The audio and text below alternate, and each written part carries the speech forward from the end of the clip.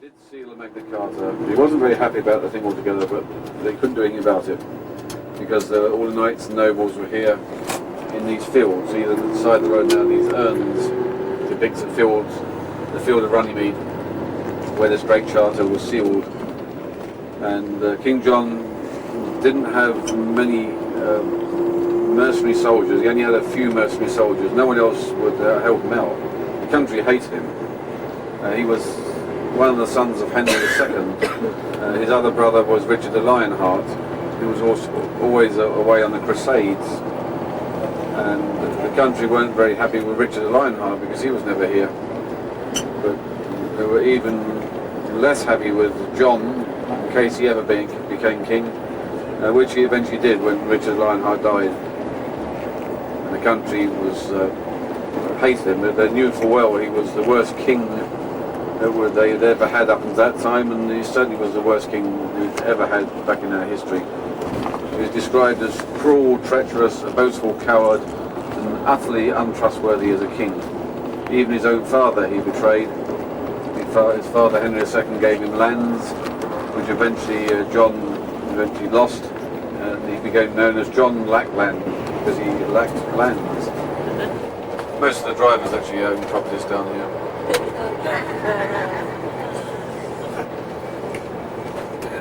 To the right hand side of the coach, you leave your lens caps off around about this time, and your film wound on. Up to our left hand side is Ascot Racecourse, with the horse way up to our left hand side there. And the Queen would come from Windsor Castle up the long walk right the way up to that horse and back on the left there. But looking right is the best view of Windsor Castle, and the closest we can get to it. It's the largest inhabited castle in the world. Windsor Castle started in 1067, and now is a good time to photograph it. Right now, we can't stop, so you have to take it quick.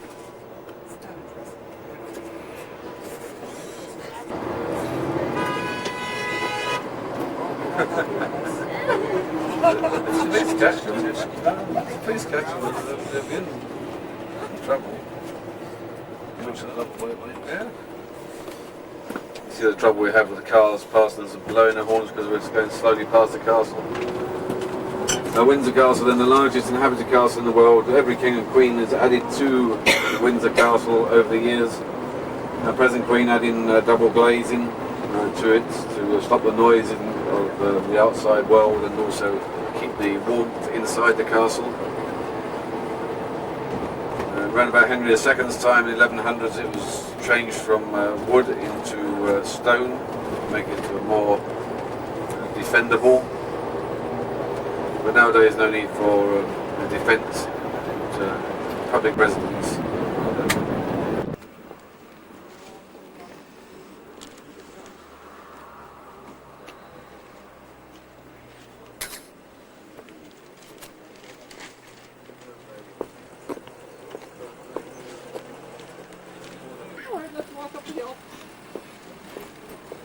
Oh yeah, he said it wasn't far to walk up. No.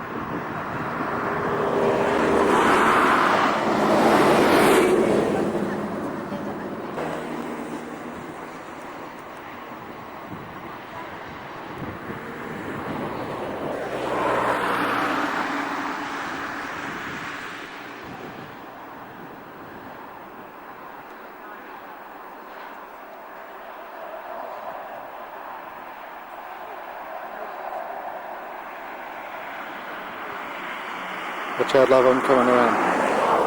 Huh? Watch out, I'm coming around. I can't see it, so...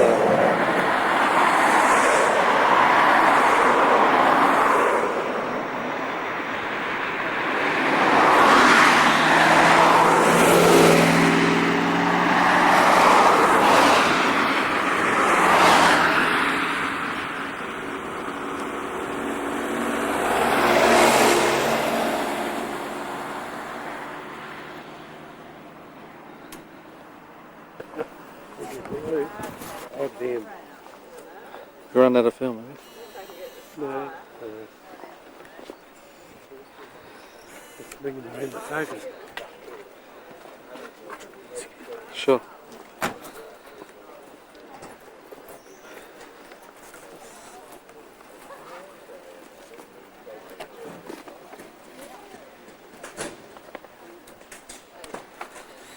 Gonna fall over. You got to get down on the ground to get there.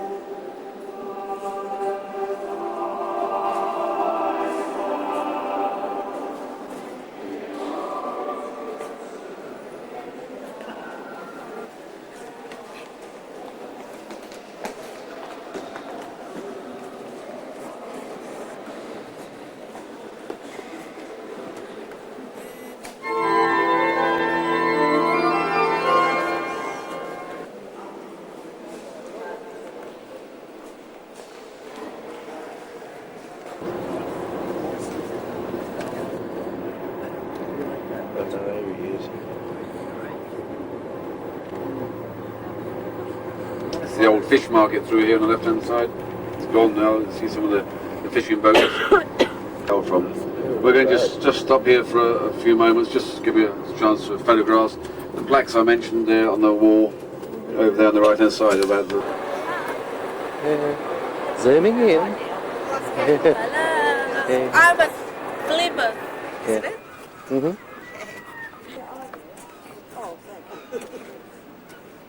I'm just gonna put my phone around it, yeah. And you've got a nice view. Come over here and get that behind this house, right? Today is the second, isn't it, Larry? Yeah.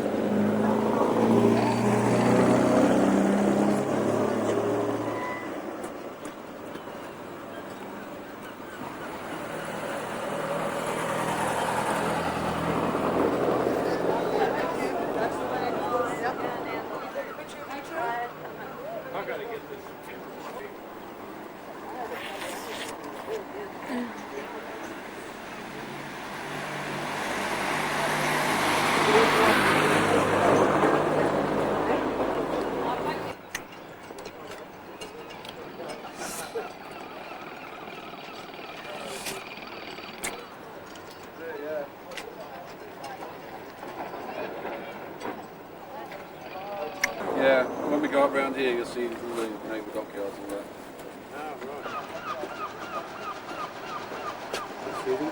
Yep.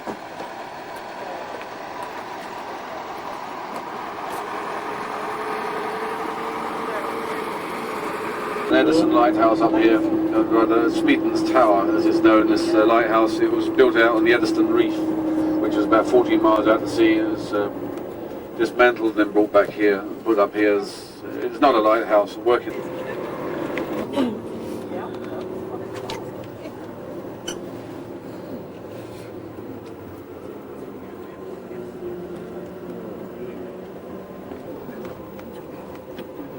Isambard Kingdom Brunel in 1859 built the railway bridge over here on the left hand side.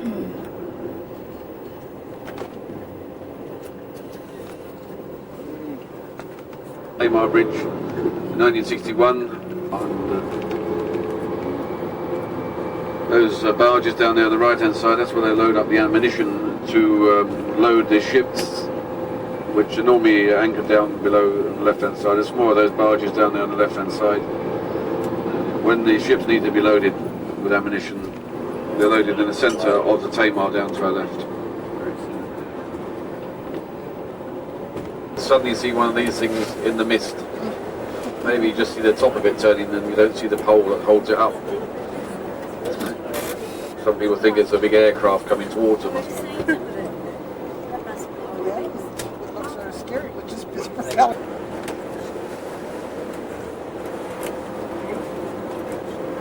That's heather there on the left hand side, that purple flower.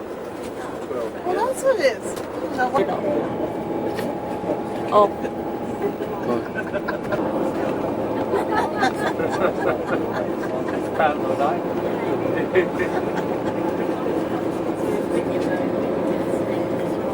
Okay, now you got a problem.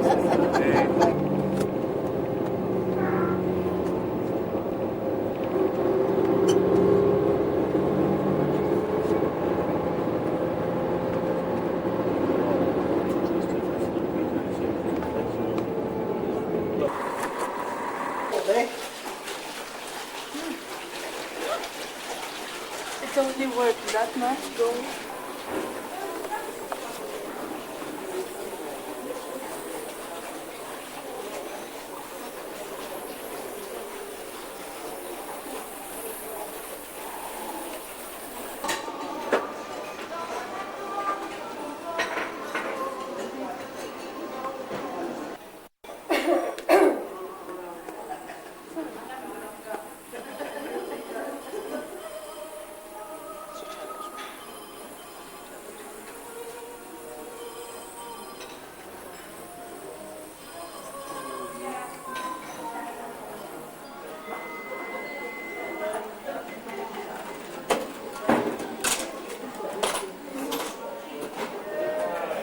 .1040s, 1050s, the year that is, not the time. And when the fishermen were fishing in the bay and an apparition appeared to them.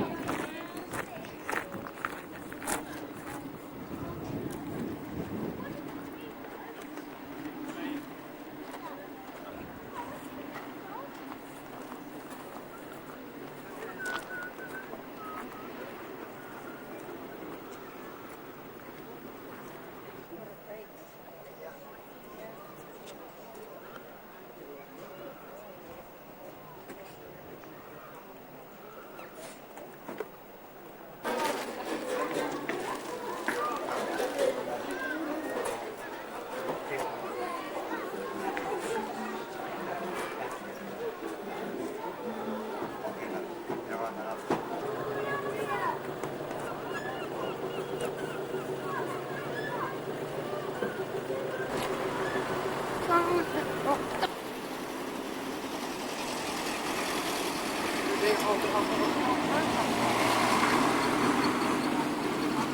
open this?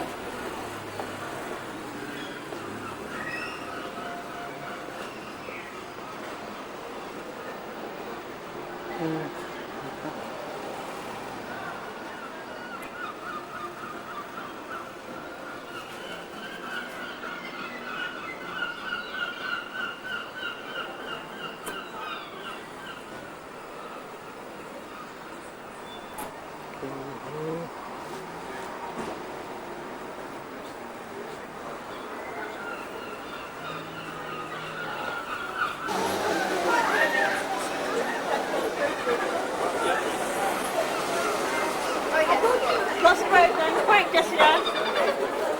Quick.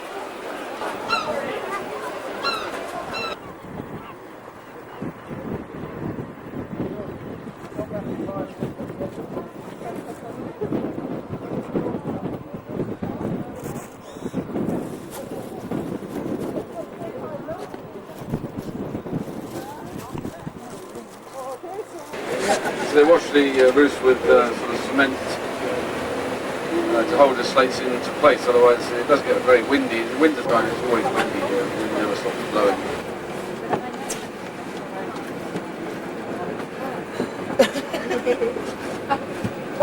It's a harbour off to our left. There's the witch's house.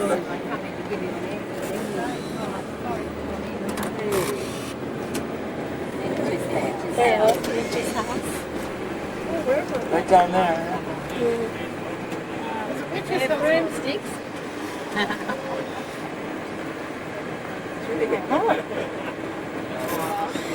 And the mill down in front of us, the water wheel going round.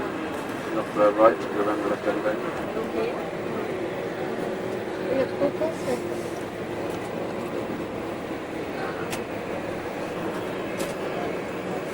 Tourists taking their pictures.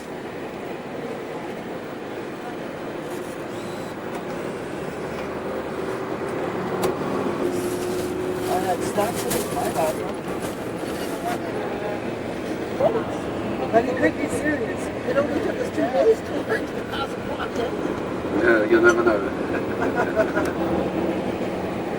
And if you're wondering whether I kissed a Blarney Stone, no I haven't, but I kissed someone who has. And I know George has kissed a Blarney Stone.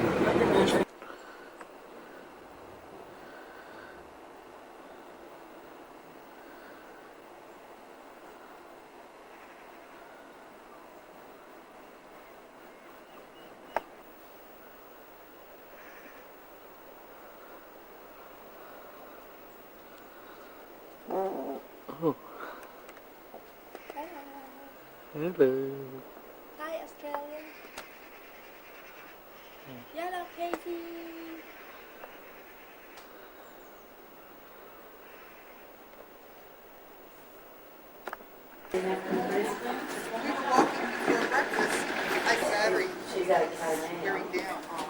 Because when I first said it, Yeah.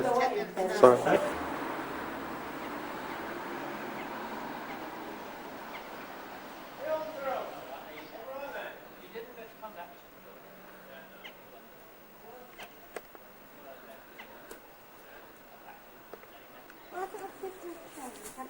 use the letters?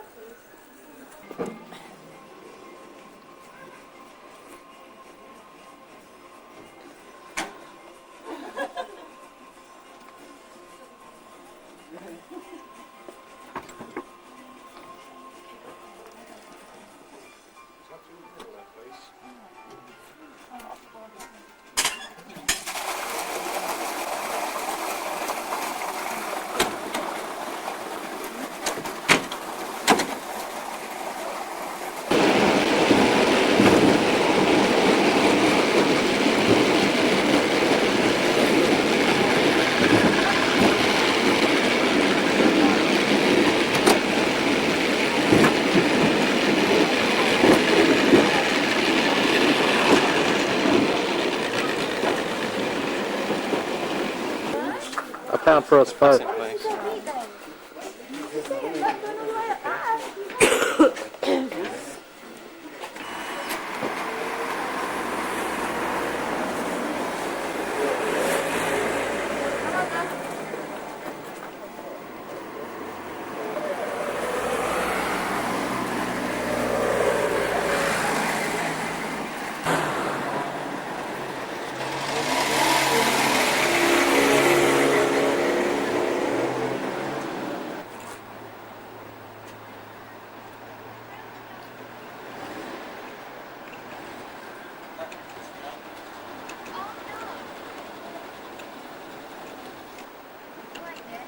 I think they don't take it out, they buy it themselves.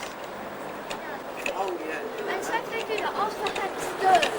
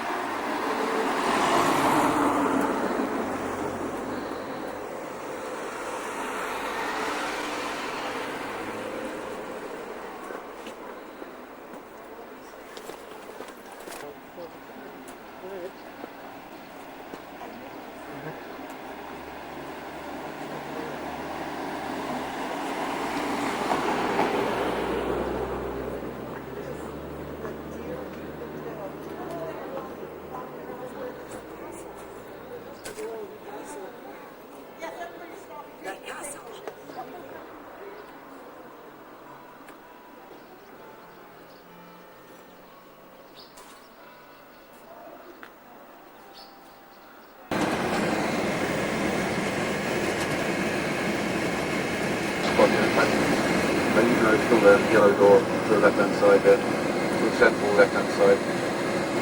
This is the most expensive part of Bath. The coach is not allowed up there anymore, and that's what we call a ha-ha wall that divides us and the house, because you can see the wall up there. If you're in the house looking down, you wouldn't see that wall. All you see is green grass. There's lovely flowers coming up here on the left-hand side,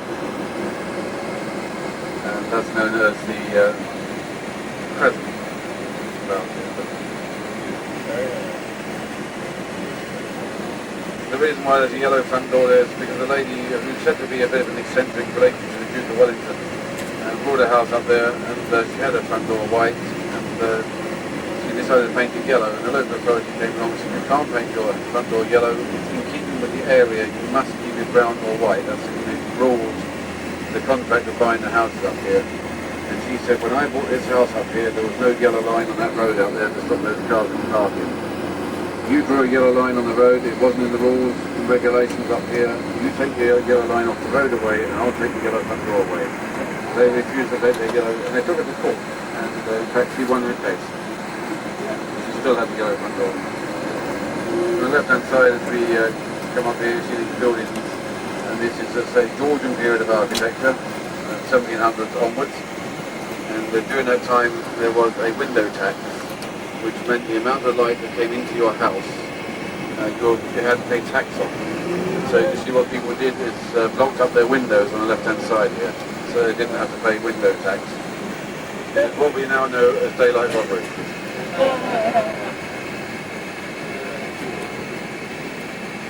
Also one down here in Bath, as you see these houses here, each individual houses. And the servants would be at the top, and also at the bottom where the cellars were, where the dinners used to be cooked. Up here we can take you into the circus. In the circus here, this is where people, the maids, used to get the water before 6 o'clock in the morning from the centre, where the trees are growing nowadays.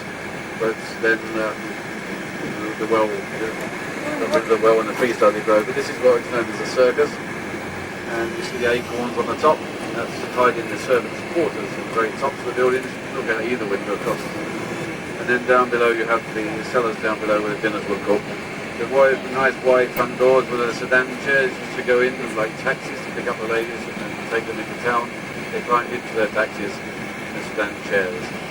We're not allowed up that road there on the left hand side. That open top buses, controversially, big recently allowed up there. Nobody has visas. So. But anyway, these are all individual houses. Notice the frieze above the front door all the way around, all different, except for two are the same. And also in the curbstone, close to the road, there is a metal plate. Every now and again, there's one there on the left in front of that red car. You see that one there? There is these metal plates. And that is where the coalmen used to come and tip their coal and go down into the cellar below. And then they used to take the coal for use for cooking in the cellars. The first floor, the columns are Ionic, Doric and Corinthian on the way up, periods, and the first floor there.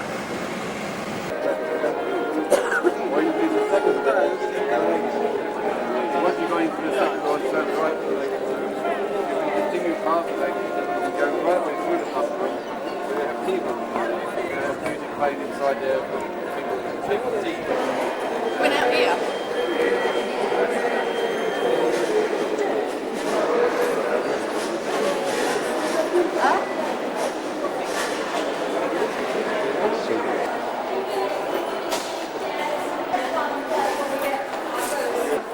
Your machine. You know what number do we put here? Oh, 85. Really?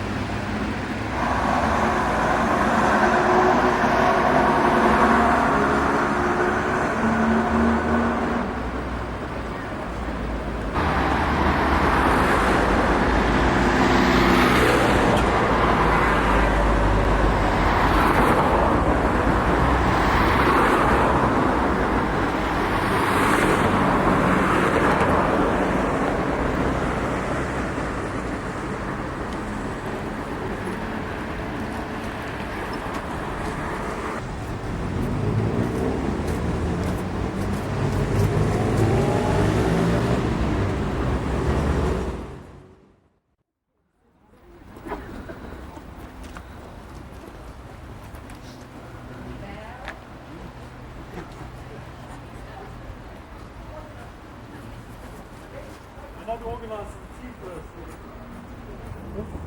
I'm sure Andy will tell you everything, won't he? Yeah, I see, yeah. Hang on.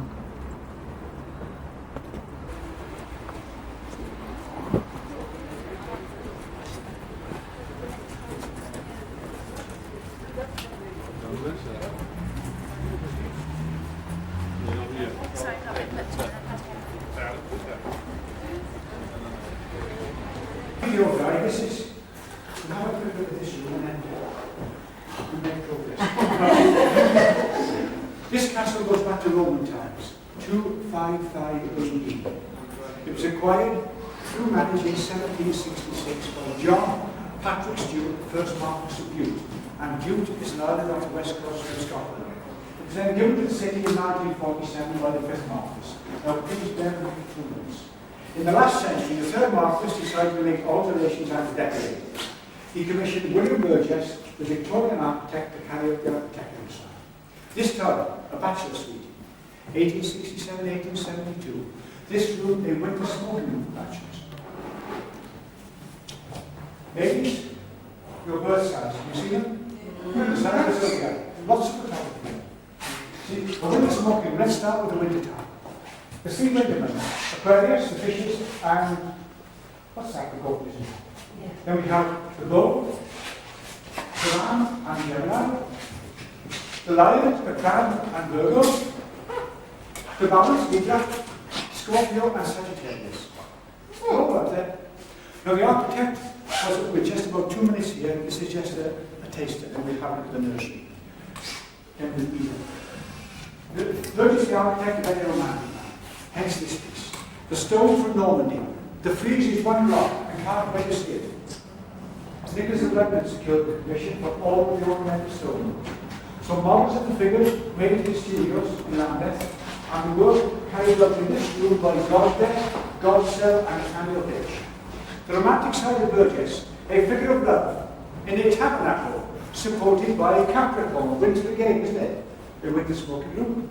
Love conquers all, let us yield to love from Virgil. Young people in the winter time. A couple of along before the dog, they bag the peasant. The hounds in the chase at the fireside. Another couple, and yet another, and the words forever, forever, forever, picked out in gold. All of the gilding that you see in this castle today is 23.75 carat gold leaf everywhere.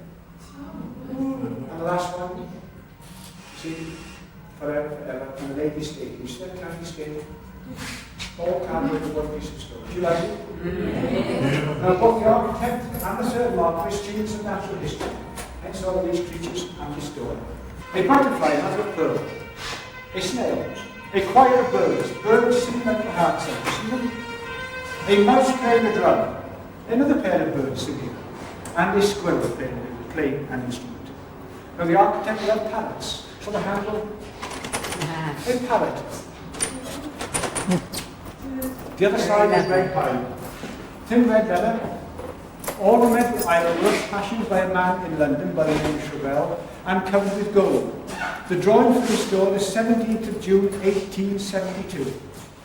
All that's happened to this door since 1872, it's cleaned twice a week and the gold is wearing out and we see the iron underneath. I think that adds to this job. And of course, another pallet. It's up to you. You can spend an hour in this room or you can visit the nursery or the kids' room. You do really good magic, don't you? When you do for this afternoon. Always magic in the next room. Have you just left Ireland? Have you been to Ireland? No. Are you going to Ireland? You're going? The land of the little people. Which is in Wales now, the land of the wizards. This is a magic wand. Should we test it? Yes. Did I introduce myself in that room? Yeah. Oh, good. It's such a rush today to get from one castle to another place and back here.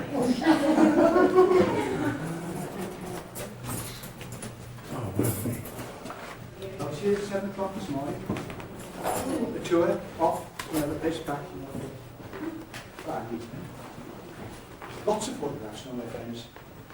This is the, and if we should look into other groups, and I say, just come before your cameras up, I'm sure you will do so, won't you? Yes. It's only so far that we allow, you see. We have so much work for Trafalgar, we break all the rules. This room, a day nursery for 4 children. Then take some The photos. children were looked after by a maid, a governess and a nurse. In the mornings they were taught Welsh, English, Latin and French. Afternoons they were driving ponies in the park. Now Robin Hood, the script says so, doesn't it? Red Riding Hood, the Sleeping Beauty, Red is good, Sleeping Beauty, Robinson Crusoe. How about this one? The Invisible Prince, not the same. What are you called? Would you like to see the prince? Yes. Yes. I wave this one to see. He's here. Look carefully now, the bird. Throat, chin, mouth, nose, eye, head, the leaves on his head. Shoulder, arm. Do you all see it? Shall I go through it once more? Do you see it? Yes. You all see it? It's good, isn't it? And this is taken from British history. After the Battle of Worcester, Cromwell was after Charles, King Charles. He was on top of Charles, so Charles climbed into an oak tree and hid. The Ogden Oak. That's true, isn't it? Yeah, there you are. Then Rub-a-Dub-Dub. Paid in the middle. Little Boy Blue and Mary, quite contrary. Now, things in this room, Victorian. The rocking horse. How about the rocking horse, ladies? Is it around?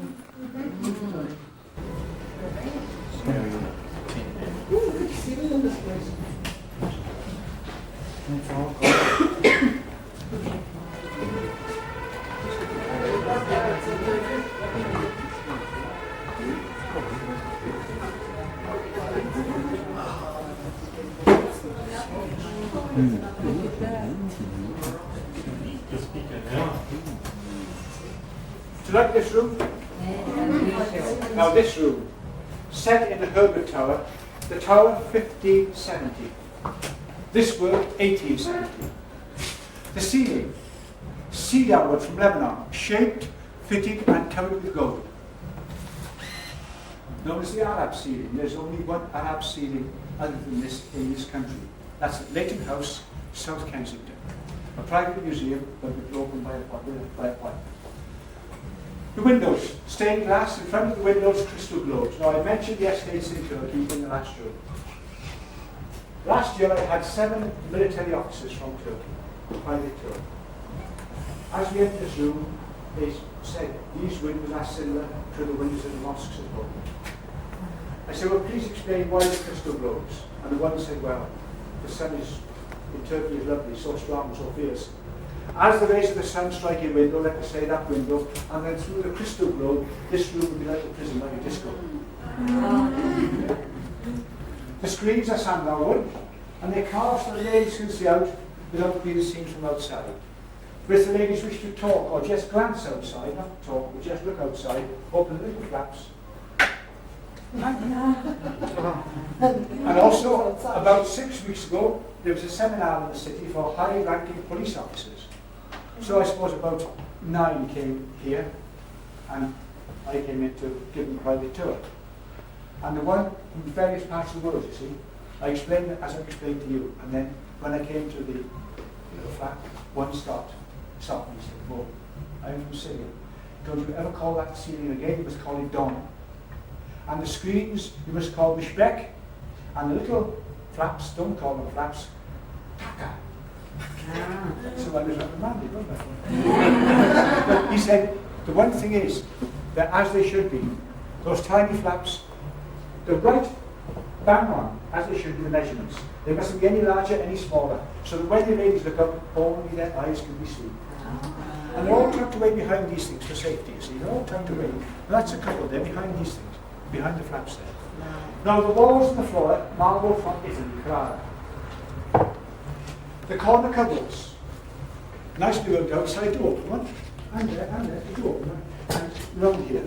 Nicely worked outside with silver key plates. They're lined with wood, and you'll see the design. Don't miss it, it's good. See the design through the door, the marquetry? What are these little cupboards for? Well now, when the Marquis owned this place, open one. And lined with wood, how about the marquetry design through the door? Isn't it lovely? Now when the Marquis owned this place, little ornaments were kept in the cupboards. In a harem proper, they wouldn't be lined with wood, they would be lined with marble for coolness, and it would hold perfumes, aromatic oils, or tiny, tiny lamps for the ladies. The architect died in 1881. This is a tribute to the architect, marble from Tuscany. Above, the crest of the Stuarts of Bute, the family crest, gold on glass mosaic. Now the family came to these shores in Celtic times, BC, when the Shetlands and the Orkneys were controlled by Norway. But the dynasty started on the Isle of Bute with Robert II of Scotland. And they have homes on that island to this day. Lots and lots of farms, Rothsay Castle and Mount Stuart House. Mount Stuart House, a house with 350 bedrooms. It is true. Why so small? Mount Stuart House, what? Why so small? Why so small? What do you expect? But it is true. We've opened for the first time last year to the public. 350 bedrooms.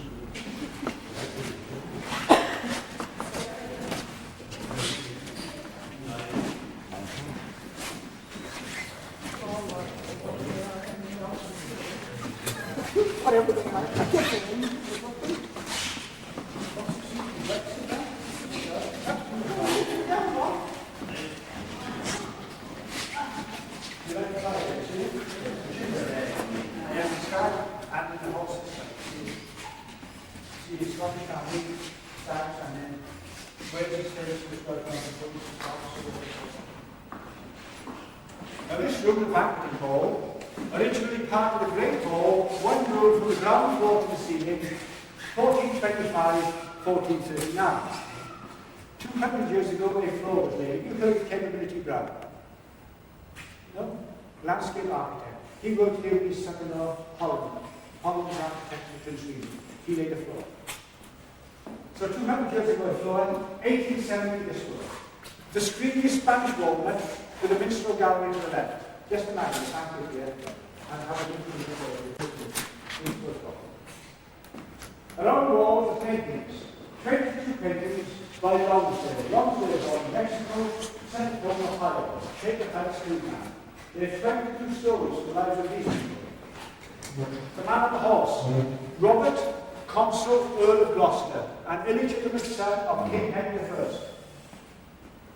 King Henry I was the third son of William the Conqueror. The first son of the Conqueror was Robert, Duke of Normandy. This poor man in prison.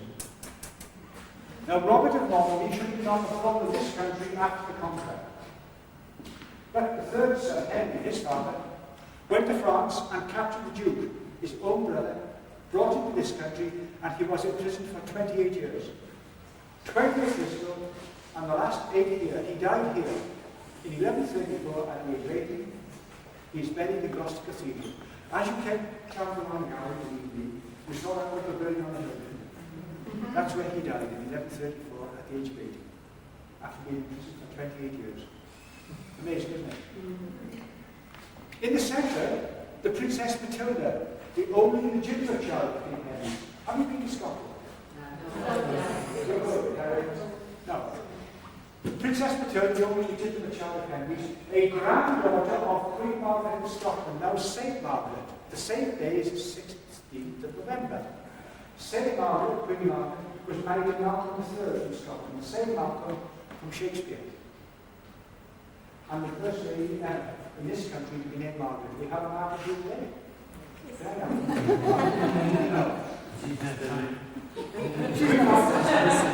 Queen Margaret, St. Margaret, the first lady ever to be named Margaret. How did that come about? Hungarians travelled to Scotland to rejuvenate their own family in Scotland. They didn't stay very long, but they brought the name of Margot with them. That's how it came about. If you visit Edinburgh, I'll be there in the castle, St. Margaret's Chapel, and what I've told you will be confirmed. What time did I say it was needed? Yeah. Yes. Okay.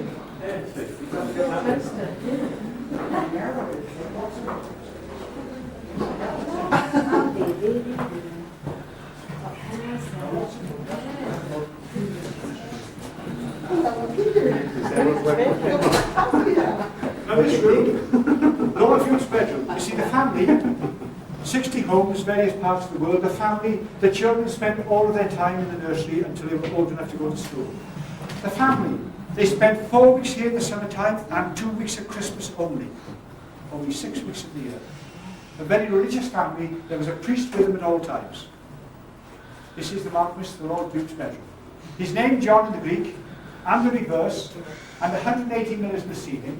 The reason, when he was in bed, you can see a mirror image of his name in the ceiling. That's how it's recorded. I don't believe it for 1 minute, Neil, but that's how it's recorded. But he was a very religious man. His name is St. John the Divine. And the windows, the 7 churches of Asia Minor from the book of Revelation: Smyrna, Pergamos, Thyatira, Laodicea, Sardis, Philadelphia, and Ephesus. 7 churches of Asia Minor. The wardrobe, similar in design to a confessional for the priest, isn't it? Yes. But it's a wardrobe, and the grub of the moth eats the clothes, doesn't it? So carved over the walnut, we have the moth that lays the eggs, and the grub that eats the clothes. The bathroom, 60 varieties of marble, all named, all different. Have a look at them. And 1 tiny hand basin, one of a pair. That tiny hand basin is yours for £20,000. Tiny basin. Not slow, just that tiny basin. 60 different. And toilets. And even to the right of the bathroom, behind that lovely door, there is a little fashion room, we must alter it, with a plunger, not a plunger. But we keep it locked because about 3 years ago, we had a crowd of children here. One of the lads got in there, pulled the plunger. It's still connected to the sewers. You can imagine the stench, can't you? Oh, yes. So I'll put up that door for £1,000. But it's lovely, isn't it? What a place.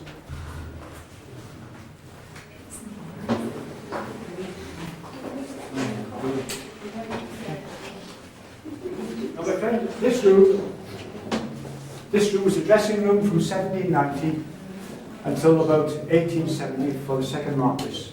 Or at least he died before that, but then this was converted to a chapel, the Passion of the Crucifixion. The third Marquis was a Presbyterian. He agonized over religion, and there is Jewish blood in the family. He studied the major religions, converted to Roman Catholicism. When he converted, because of the Jewish connection, he gave 2 plots of ground in the town as it was then to the Jewish community and helped them build synagogues. The one is still with us to this day, a magnificent building. He paid for a Protestant church to be rebuilt and helped the church in his conversion. And this was then converted in this tiny chapel. The Passion of the Crucifixion.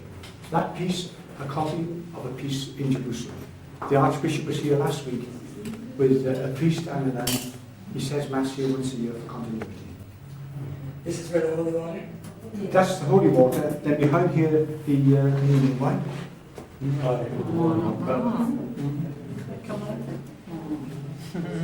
But this room was clean. This room was cleaned and restored last year. Just the pieces need fantastic. The tablets holding, the figures holding tablets, ancient alphabets and one other thing. The first one of the old Celtic languages, Egyptian, Moses with the commandments, ancient Arabic, ancient Hebrew, and one other script. But we don't know what it is, but hopefully Bristol University will find out for us. I had 19 blind people here and 19 helpers through the auspices of Bristol University, and of course we let them touch. And those blind people, the one lady, disabled and blind from birth, she had these things in her ears, and I was speaking through a thing for her, and she pointed these things. She knew it was a horse, she knew that one was a stag, and she said, what are they made out of?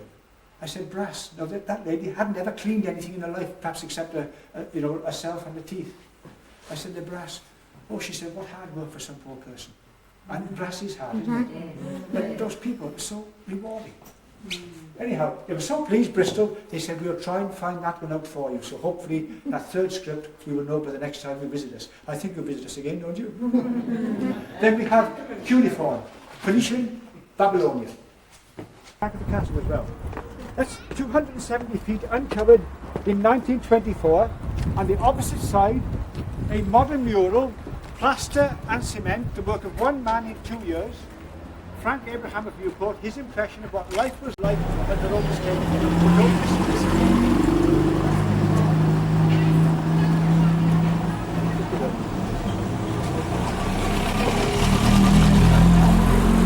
Sorry.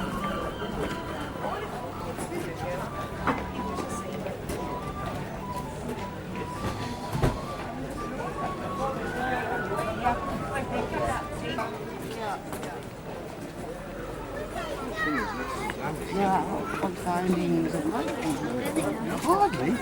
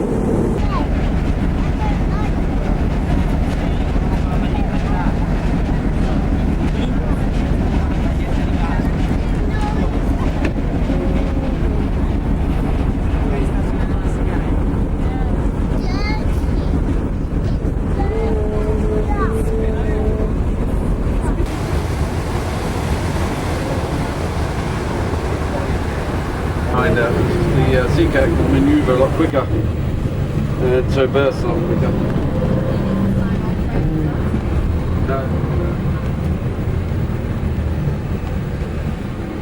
Irish soil.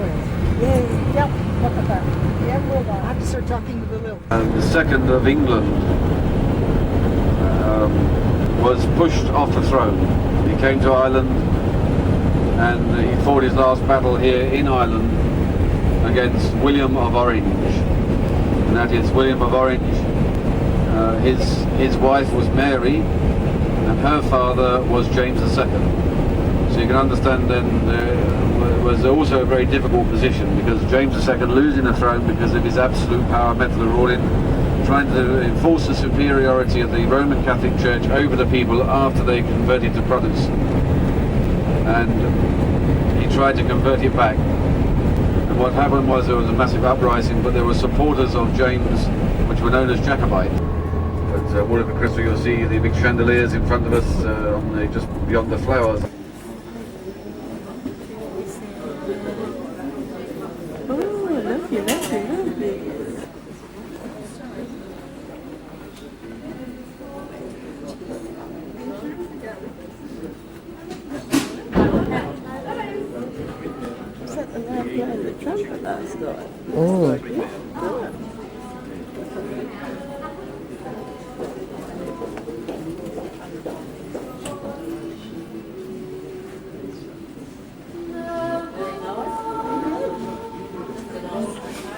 Tour guide to reception, please.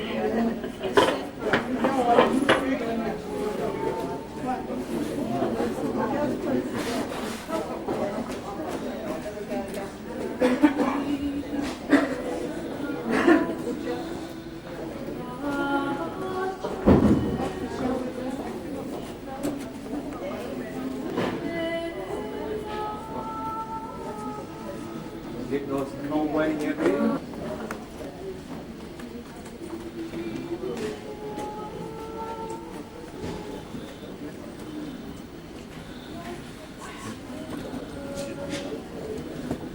Actually, it's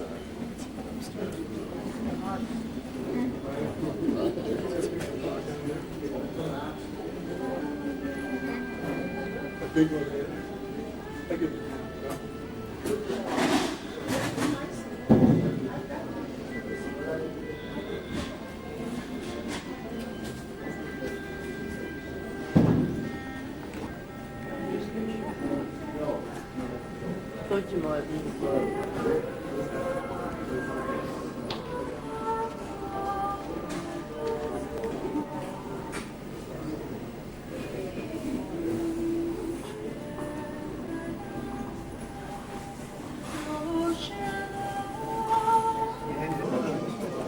We're in reverse here.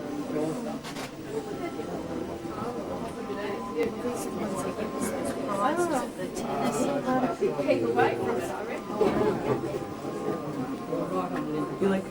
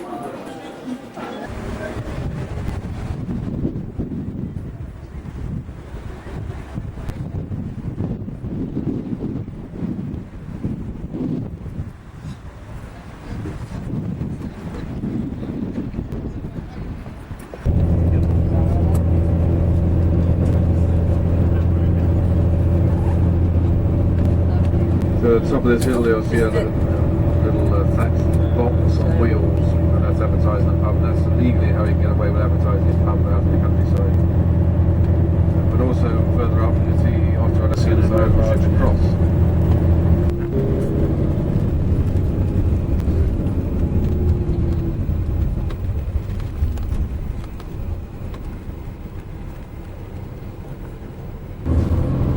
There's lots of big shops, right? Lots of papers.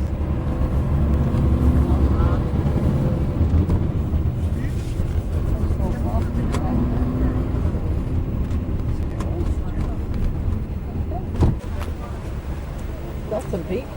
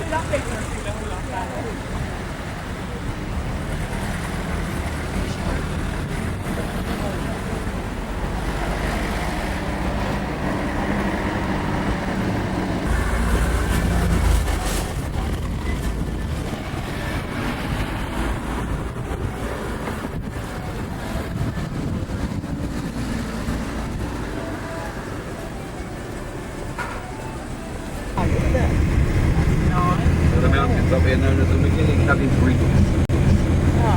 The word Reeks means mountains in Ireland. Oh, look at the cow.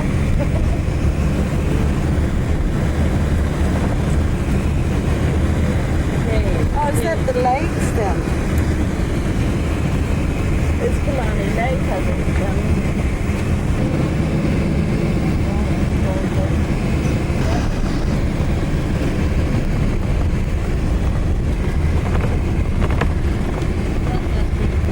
You see lots of these places advertising bed and breakfast and sign of a pitch the bog top. And if you do see a yellow flower,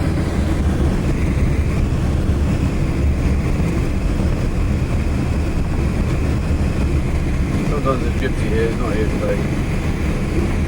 The last day old caravan down there. It's quite a scruffy individual. Frosts, they usually get frosts on the other side of Ireland. Over this side, not so much. You've got the Gulf winds that come up here. So although, because our weather's changed around so much, it's hard to say what the weather's really going to be like. Occasionally snow, occasional frost, not very severe frost, not that much snow.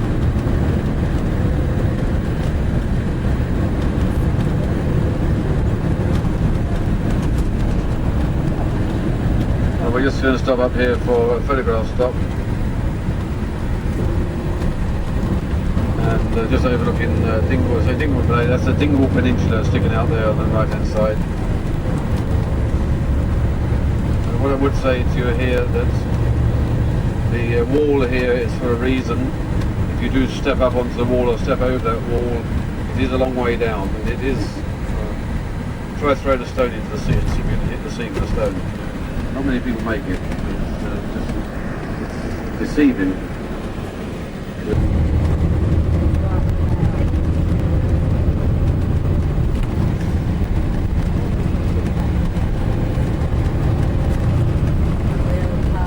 Nice statue on that. It's just been in the last couple of years this house appeared.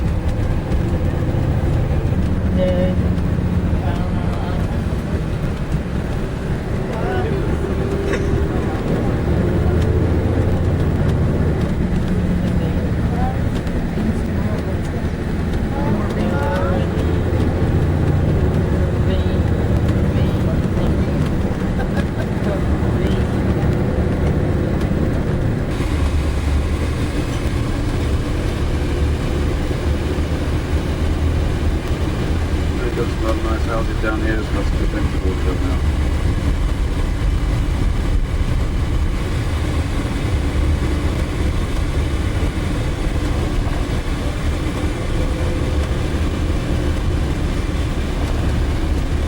It's up in town, back to our left hand side, you see pictures of Charlie Chaplin in the conservatory there. On the wall, black and white pictures of Charlie Chaplin.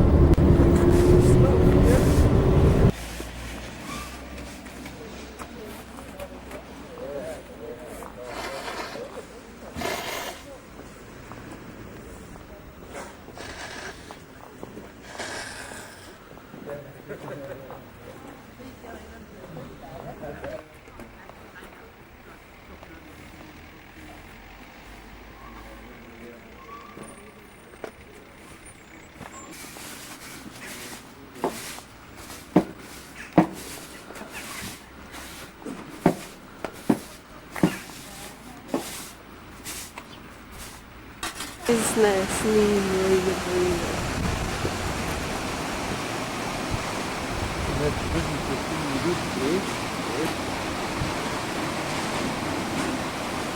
Well,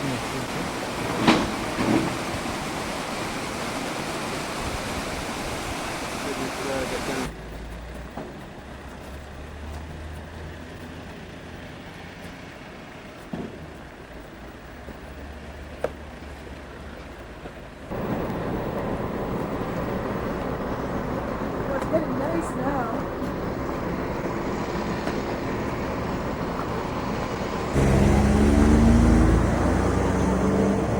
I'll sit.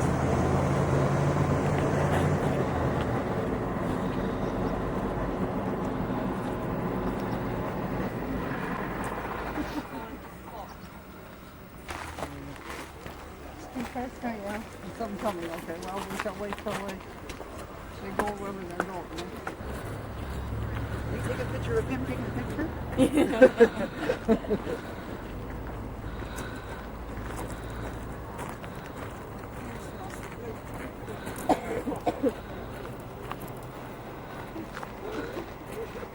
The lakes are colliding.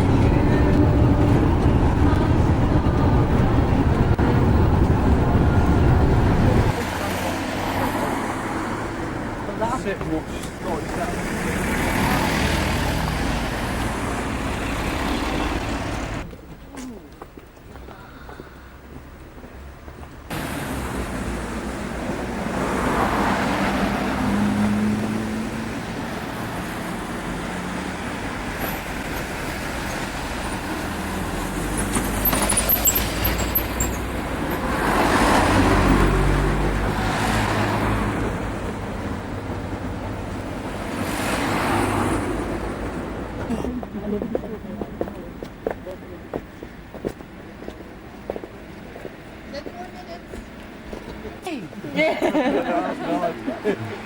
too late.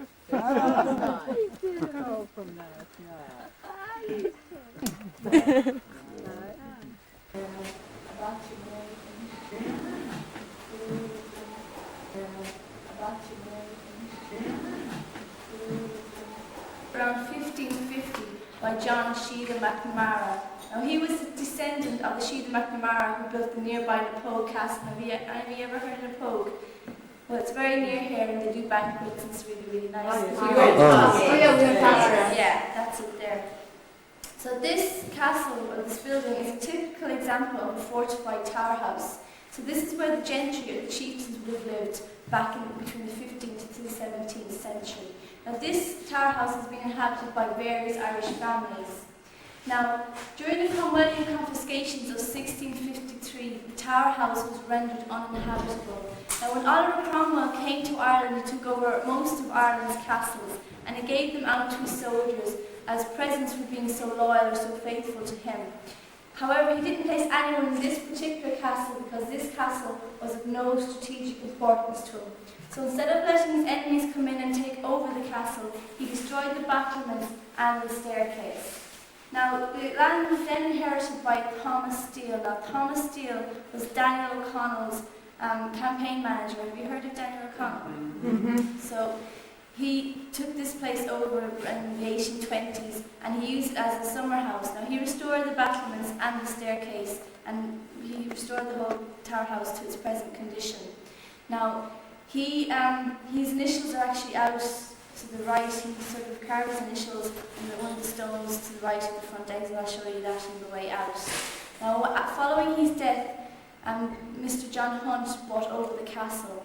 Now, John Hunt went collecting antiques all over the world, and that's what he wanted to use the castle for. He wanted to use it as sort of a museum to display his antiques in it. So he extended the ground floor of the castle, so this part that we're standing in is not original. John Hunt built it. Where the fireplace is inside, that is original. Now, however, most of the his antiques have been taken out of the castle because the opening new Hunt Museum inside the Limerick. So most of these antiques have been actually taken out, so don't really have that many things to be showing anymore. But the furniture that is here at the moment did not originate in this particular castle, but they are typical of the type of furniture that would have been in tower houses like this between the 15th to the 17th century. Now there's only really two Irish things in the castle. That's the fireplace and this oak table. Now the fireplace was found in a house in County Limerick, in Kilmallock in County Limerick, and it was owned by the Sarsfield family. Now Patrick Sarsfield played an integral part in one of the risings here in Ireland, so that's what makes that fireplace so important. Now here we have an Irish oak table. And the legs of it are actually, they're not original, they're German, but the top of it is Irish. Now this is where the chieftain would have held his banquets. And he would have sat at the top of the table, and his friends and family would have sat around the table in order of importance. Now the two turtle shells either side of the wall, they were just used to bring fruits and vegetables to the table when there were banquets going on in the tower house. Now behind me here we have the throne that is 17th century French, and there is evidence of linen fold decoration because linen could have been stored in the seat of the throne, and the canopy and the panelling is all part of the throne. Now up here we have the great Irish elk. Now this is probably the biggest thing to ever roam the face of the earth, and it became extinct at the end of the last ice age. Now this head was actually found in a bog in County Cork that's 10,000 years old. So it's very, very old. Okay?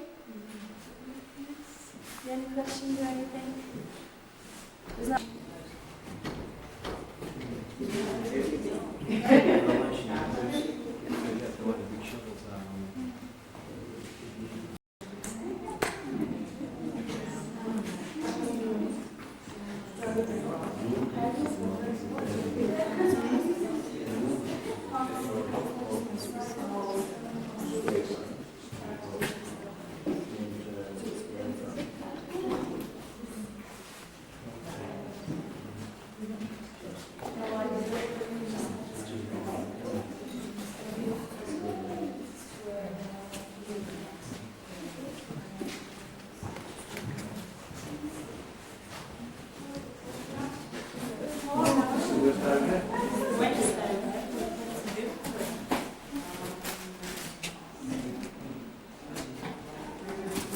some of those cards down at the shop. Yeah. Yeah. Postcards anyway.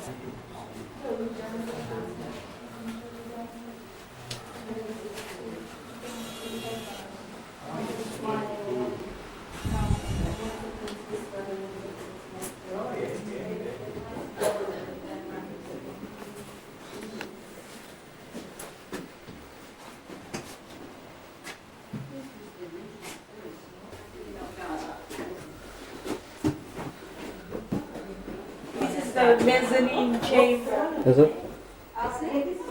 This is the residence of the chief guard. Uh-huh.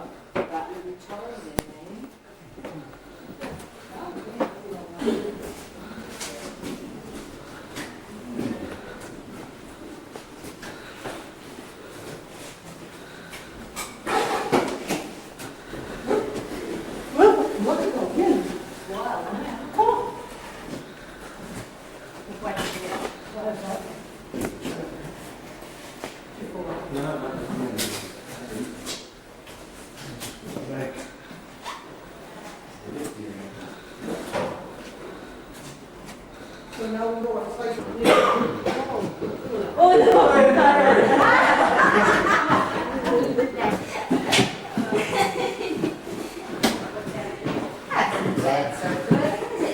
Cozy cute.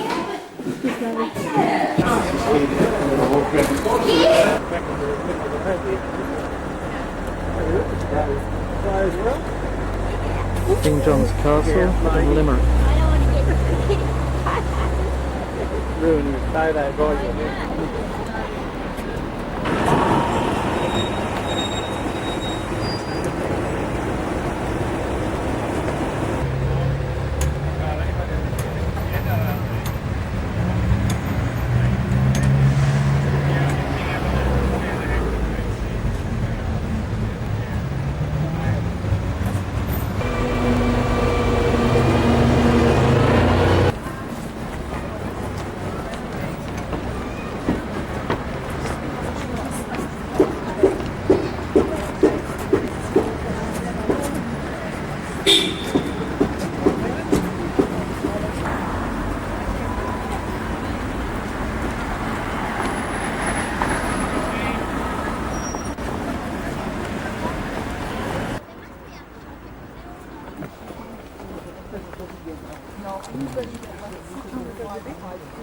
And the O'Briens were the most powerful family in the region and one of the most powerful in Ireland.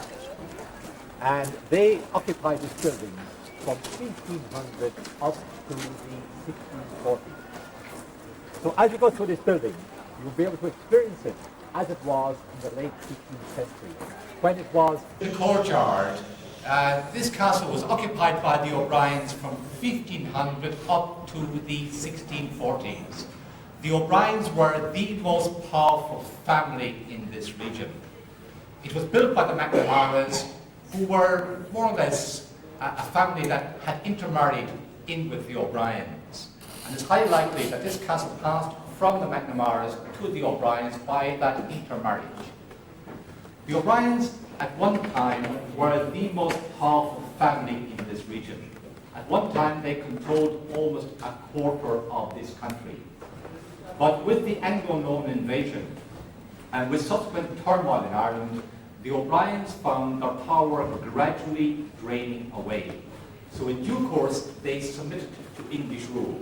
And that was in the early 16th century. And when they submitted, they lost their local historical title of king.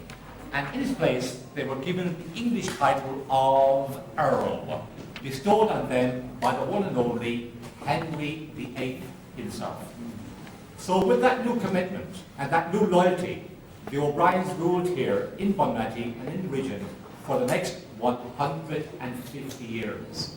And they gradually transformed Bunratty from a simple fortress into what by the end of the 16th century became their main stronghold and flagship castle. And you are looking at Bunratty as it was back then. It consists of a core area of 3 stories with a tower in each corner of 6 stories. The room underneath was their storeroom. That's where they kept the provisions for the castle. This room was the guard room, where the garrison of the castle lived, slept, and ate. In the old days, this room was not furnished. It was covered with layers of straw or rushes, with the soldiers' bunks directly on that. It was untidy, it was disorganized, and also it was smelly. They'd use the straw to absorb the dirt, and they'd clear that out when it became unbearable to them. Up there, the minstrel's gallery, where the singers entertained, and that's where the captain, first thing in the morning, would come out, address them, and give them their duties for that day. As this room was a soldier's room in the old days, all the banquets then were actually held upstairs in the room called the Great Hall. 35 steps to a fabulous room.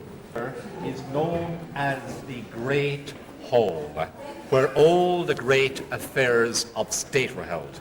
This is where the Earl's subjects would come to present their case. As they came to that doorway, the first thing they would have to do is to sit and wait. They would sit on a wall bench, just like this one here, a 16th century English wall bench. And there they'd sit and wait their turn to be taken to the Earl, who would sit right up there. The person who sat there was very much a feudal king, in charge of literally everything. Their general, their landlord, their employer, but also their judge. The sword on the wall on the right-hand side of the window is known as the sword of estate. That declared his right to sit in judgment. Right here in the middle is where it had an open fire. It would be a fire going 24 hours a day. The smoke from this would rise up and exit through that louvered dome in the roof. Hopefully. Now, I must explain to you, and for those people who weren't with me earlier on, that this castle was not lived in by the O'Briens forever. In the end, the O'Briens' rule collapsed during that great civil war in England, which spilled over into Ireland. The consequence was that the O'Briens were forced to leave this building, and it was left in the hands of Cromwell's forces, who were eventually dislodged from the building by the Irish, but not for long, because Cromwell's forces eventually retook it. But by this time, the O'Briens were living in England, and they, from then on, leased it out to a whole series of Anglo-Irish families. And would you believe, this building was used for quite a time, no longer as a fortress, but as a residence, as a home, until 1827, when it was finally abandoned in favour of a Georgian house built nearby. All the carvings on the various panels show scenes for the gospel, very much in keeping with those times. But in those days, few people had the ability to read or write. So it was important that these carvings conveyed a story they were trying to tell in as much detail as possible. For instance, in the centre, the Last Supper scene, with all 12 apostles, including this man here, standing at arm's length with a money bag in his left hand. On the left-hand side of Christ, the favourite John, and on his right-hand side, his right-hand man, Peter. And then on the money pieces, carved pregnant figurines, reminders to the young girl of the importance of bearing not just a child, but a boy, a male heir, so they could pass on that important title to the next generation. And by the way, a large piece like this was designed to be dismantled, so it could be taken to any part of the castle or elsewhere if required. These were held together with disposable wooden dowels and pegs. What's it called? What goes up? I had that last chip. What goes up must come down.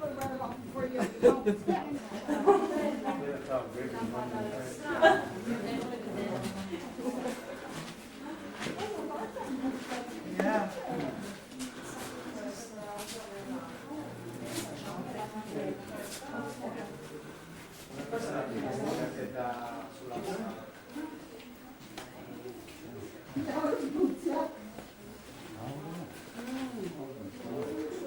jump on a horse with those boots? Well, maybe it's better than ours.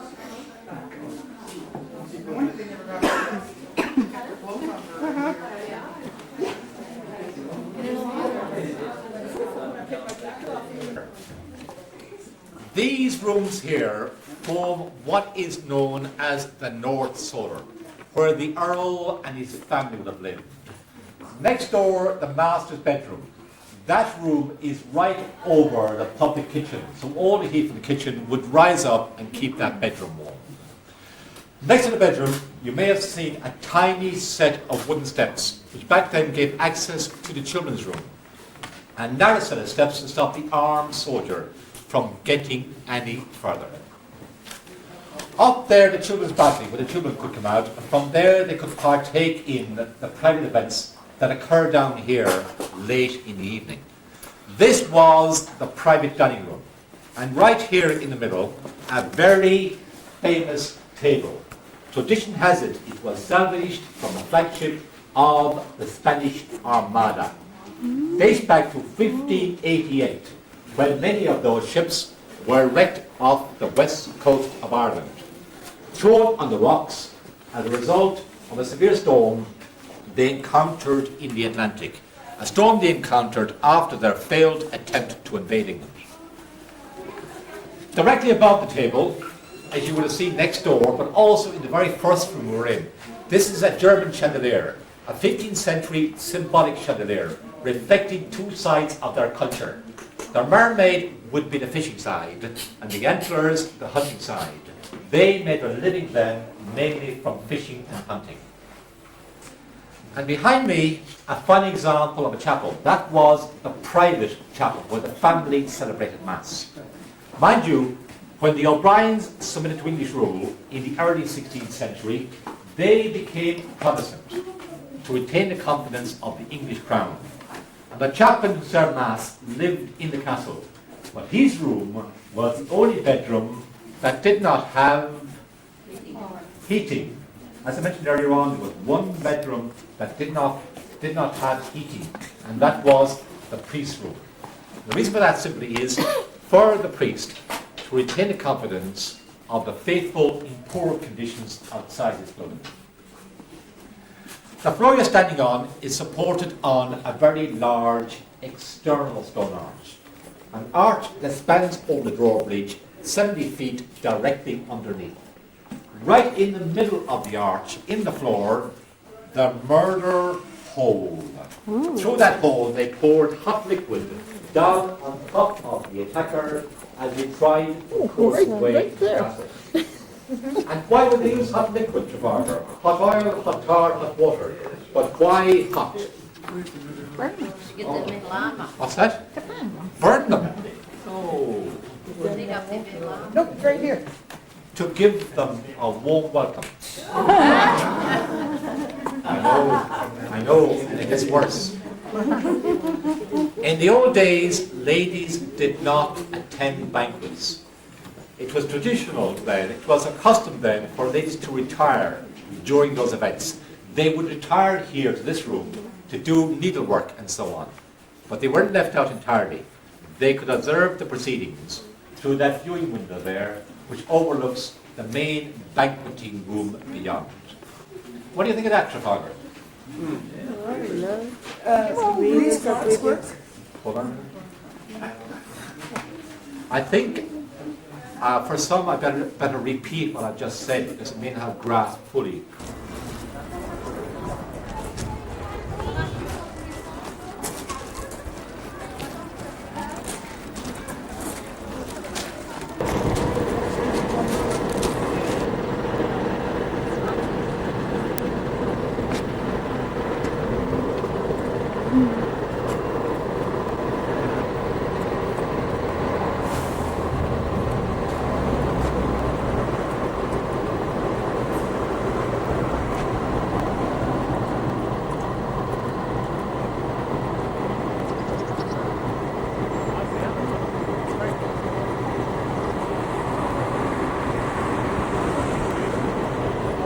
Yes, it is really nice.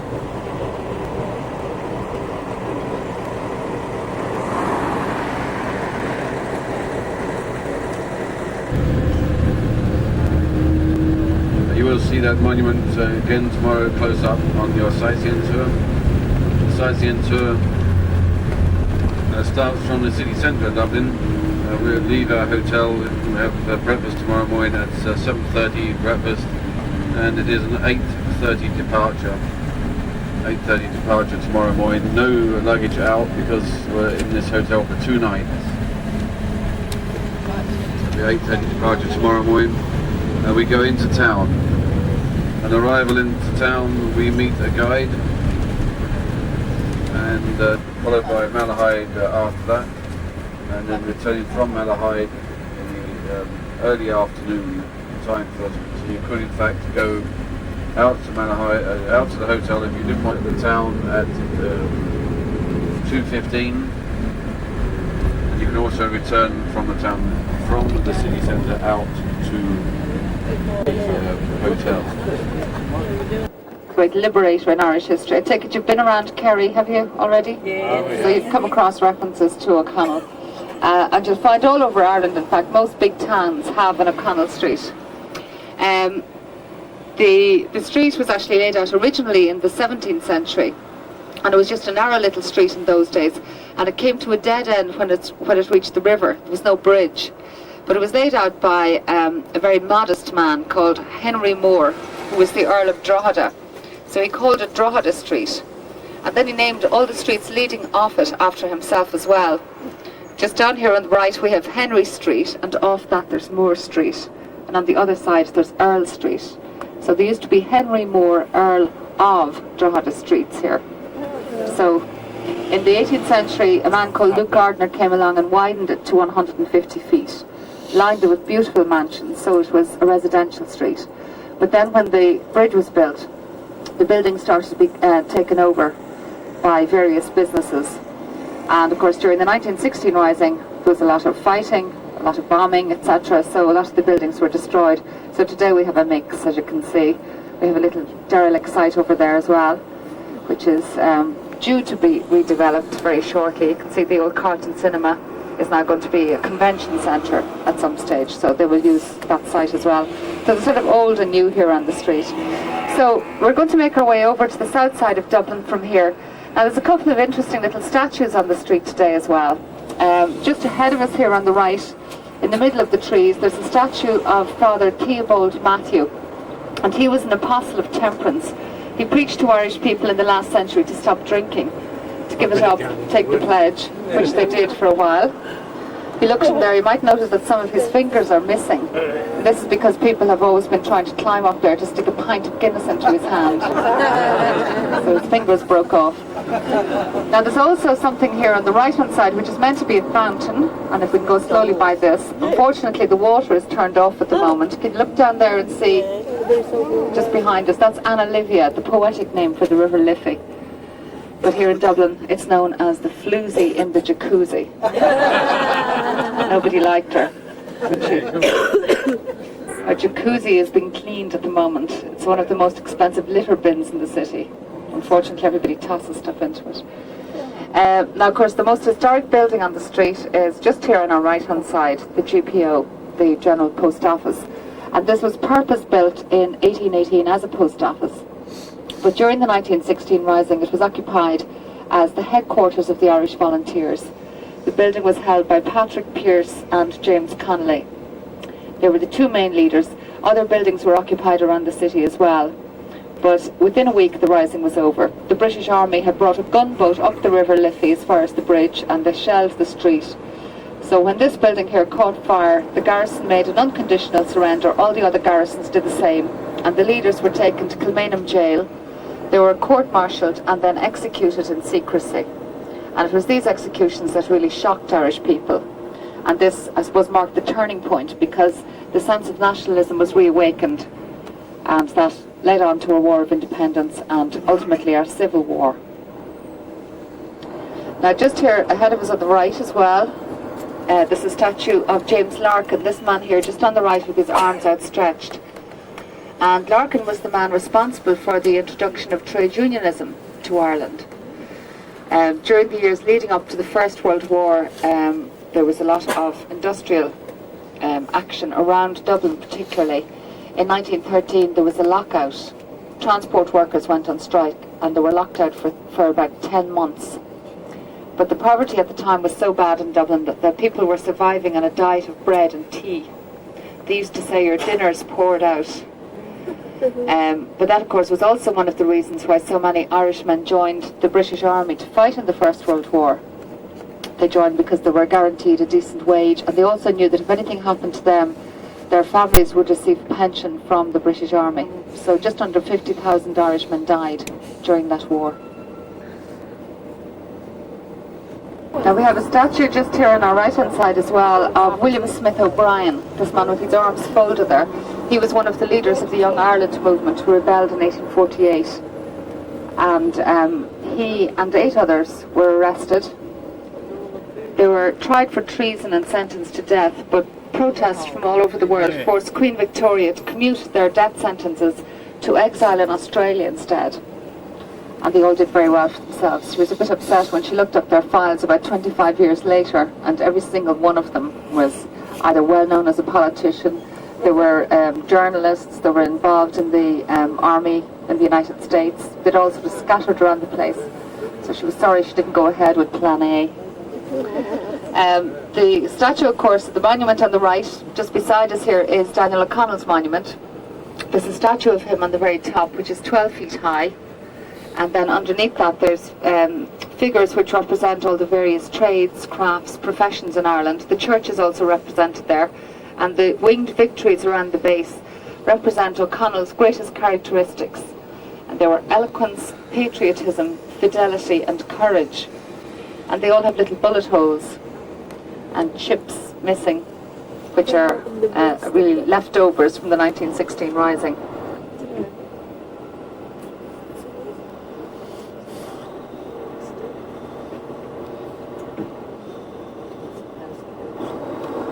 So we're just crossing O'Connell Bridge now, and this is the main bridge on the River Liffey.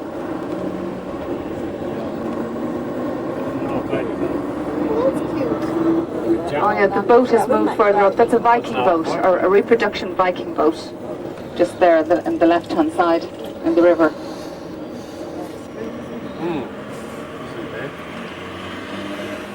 And as you probably know, the Vikings founded the town of Dublin in the 9th century. They settled here around the year 840, and they called their new town Dovlin, which means black pool, because there was a pool of dark silt left behind in the river when the tide went out. Of course, this was anglicised to Dublin. So we're just about to drive into College Green now. In a couple of moments when we turn the bend here, we'll have Trinity College on our left. And as we turn into College Green, directly in front of the bus, there's a beautiful building which is a bank. It's the Bank of Ireland. But this used to be the former Irish House of Parliament, built in 1729 by Edward Lovett Pearce. The Irish Parliament voted themselves out of power in 1800. They became united with the Parliament at Westminster, and the building became defunct as a House of Parliament. So you'll see it on the right, very beautiful. It's actually being cleaned at the moment. So the stone looks very well. Now just on the left, you'll see the main entrance to Trinity. This is a statue of Edmund Burke on one side and Oliver Goldsmith holding his book on the other. There's places to exchange money on the right hand side. Thomas Cook is there, and the American Express office. So if you have their checks, this is the best place to go. They don't charge a commission. There's a side entrance to Trinity just coming up on our left hand side. You'll see the Modern Arts and Science building just here. And just at the lights there's a side entrance there. Now Trinity is the oldest university in Ireland. It was founded in 1592 by Queen Elizabeth I of England for her subjects here in Ireland, the Anglo-Irish.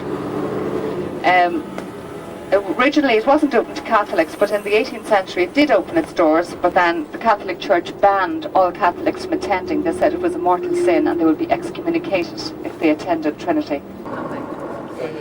So we're turning right here, and just as we turn here, on the left you will see a house which has pale green paint on the front of the house and on the side. That's number 1 Marion Square, and it was where Oscar Wilde lived. He wasn't actually born there. He was born around the corner in 1854, and when he was 1, the family came to live there. The plaques commemorate Oscar himself and his father, Sir William Wilde, who was a very well-known eye surgeon and also wrote several travel books. But Oscar is probably better known in Ireland for his sayings rather than any of his great works. He once said that work was the curse of the drinking man.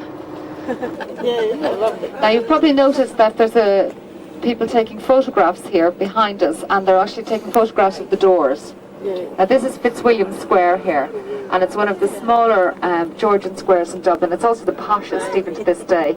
So we can stop here to give you a chance to take a photograph of some of the doors if you want, because you know you can buy posters of the doors, you can buy all kinds of merchandise. And our doors here in Dublin are completely different to the ones you'll find in other Georgian cities. So does anybody want to get off for a photograph? No, you've taken them through the windows. Okay, that's fine. The little park here on the left is actually for key holders use only, unlike the one we saw in Merrion Square. Yeah.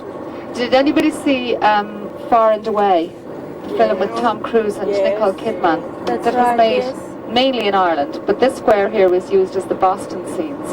It was covered with artificial snow, so this was Boston. But I want to tell you about the doors as well. I was saying they are different to the ones you'll find in the other great cities. And the reason is that when the houses were built in the 18th century, they were built to a uniform design. All the doors were the same colour, but they were on the edge of the city.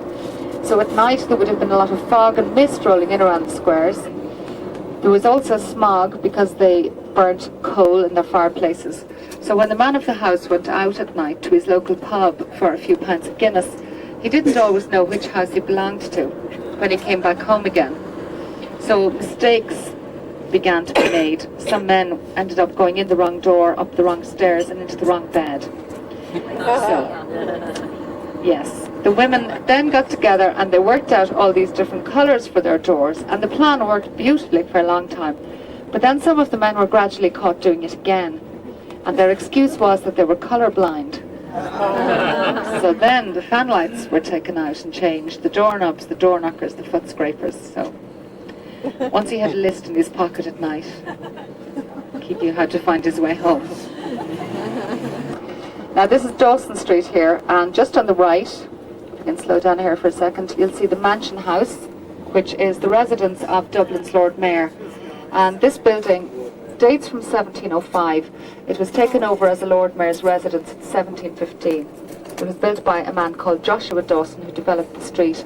In the pediment there, and also in the wrought ironwork over the porch, you'll see the coat of arms of Dublin.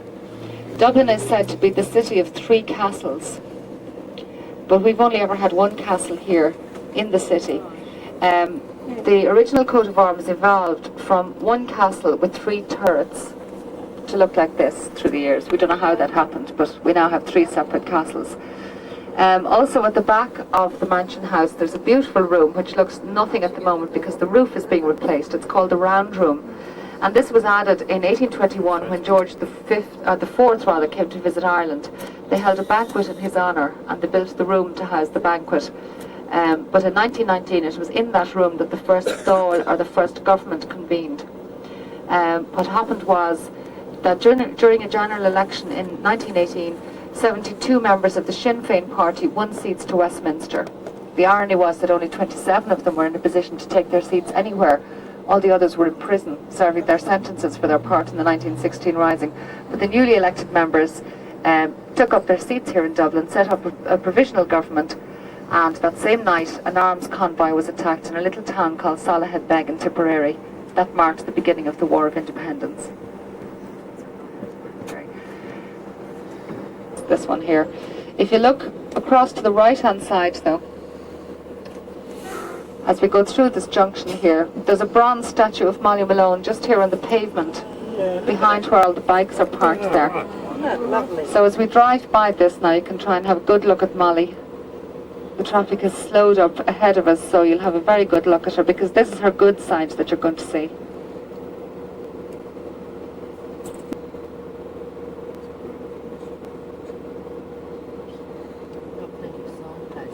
I presume you all know the song about Molly, don't you? Everybody has sung it, or it's been sung for you at some stage. You notice her cleavage, etc. there as well. She was commissioned for Dublin in 1988 during the Millennium Year, when the city was officially 1,000 years old. But when she was unveiled, there was a lot of shock tremors around the city because nobody had expected this very glamorous woman with the low-cut dress and the large bosom. This was not the image that we all had of her. But the sculptress Jean Ann Reinhardt had researched Molly's background very carefully, and she discovered that while Molly was busy all day wheeling her wheelbarrow through streets broad and narrow, she also had a very profitable activity on the side at night. So it appears that Molly was selling more than fish. So she has been nicknamed the tart with the cart, or the dish with the fish. Now this building here on the right hand side is Christ Church Cathedral, and this is one of two cathedrals in Dublin, neither of which are Roman Catholic. This is an Anglican cathedral, and it serves the Diocese of Dublin and Glendalough.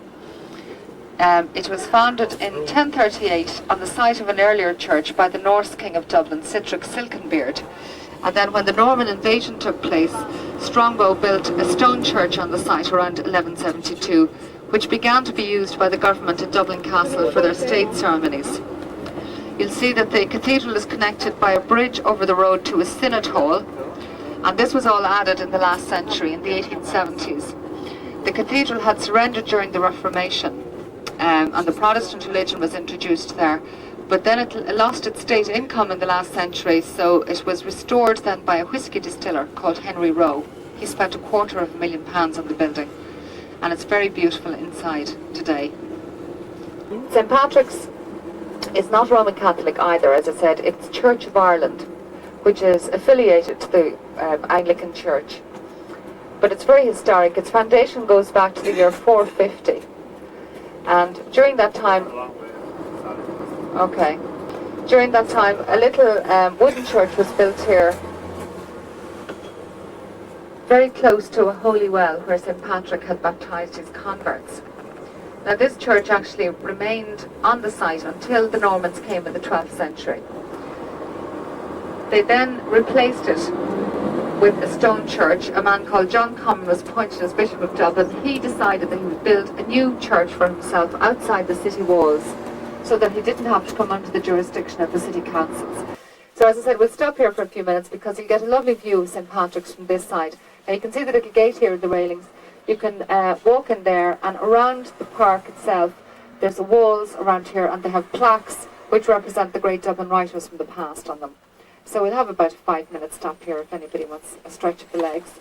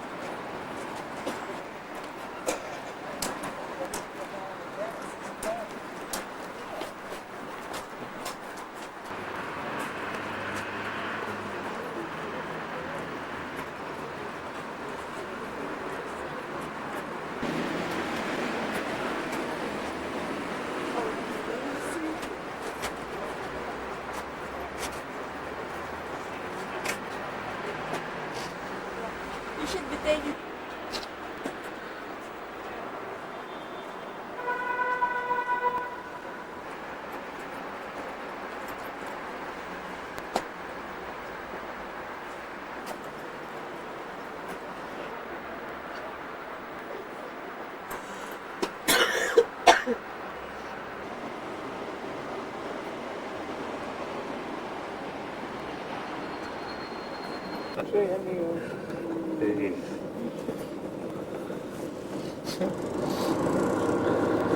So we have Christ Church, of course, right beside us here again, on the right, and we're going to make our way from here up to High Street. And there's a couple of churches here as well, plenty of churches and plenty of pubs in Dublin. On the right, we have St. Odian's Catholic Church dating from the 1870s, And immediately after that, St. Audien's Protestant Church, which is much older. The bells, in fact, date from 1423. Now this is Thomas Street here, and just up ahead of us on the right, there is a Catholic church. It's the Church of St. Augustine and St. John, locally known as John's Lane. But the 12 apostles are carved in the niches around the spire. Now I know it's probably difficult to see them from the angle of the bus, but there's a lot of lovely stonework outside and inside the building. And this is all the work of a man called James Pearse and his son William. James Pearse was the father of Patrick Pearse as well, the leader of the 1916 Rising. And of course his two sons were executed within days of each other. Now also here on the street, especially on the left, you'll see that some of our modern day Molly Malones have their stalls along here. And they sell vegetables, fruit, chocolate, clothes, toilet rolls. An abundance of them here on Thomas Street.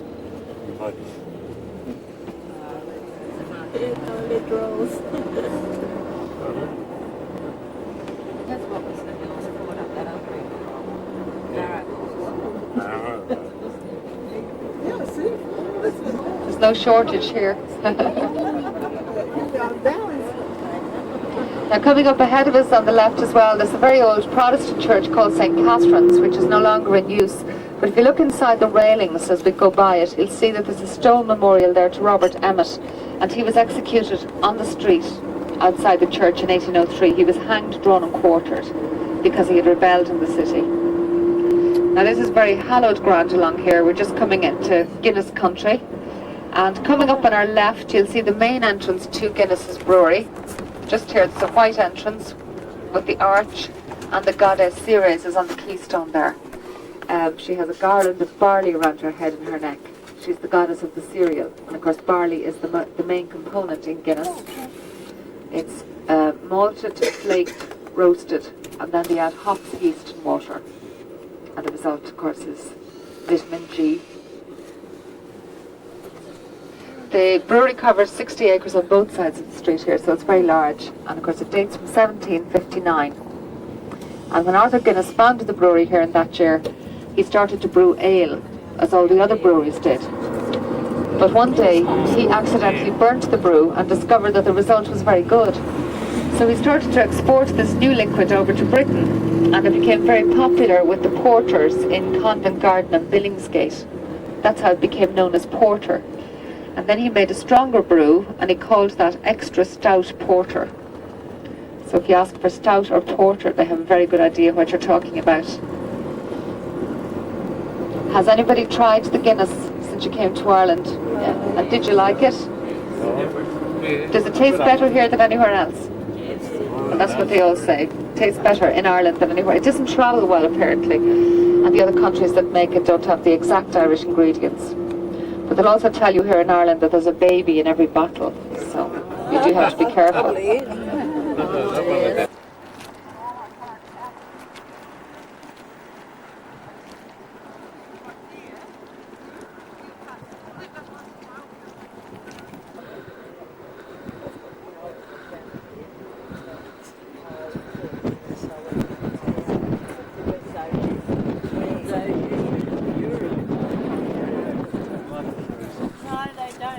It's in the castle directly in front of us here.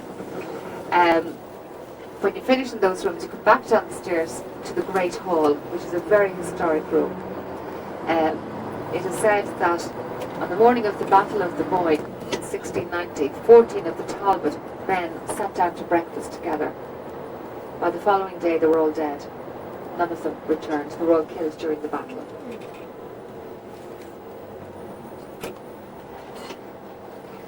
So I've come with you on the tour, and if you miss anything in the commentary, I'll be able to point it out to you.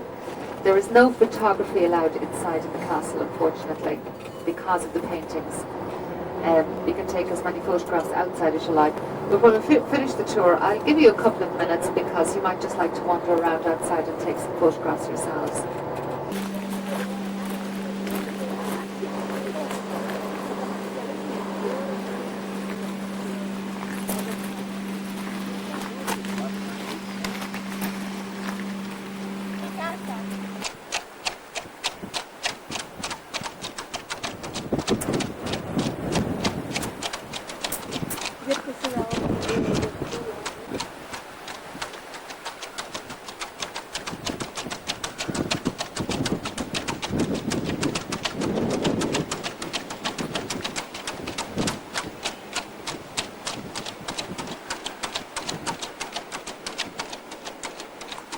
get that pipe thing that you put on the profile.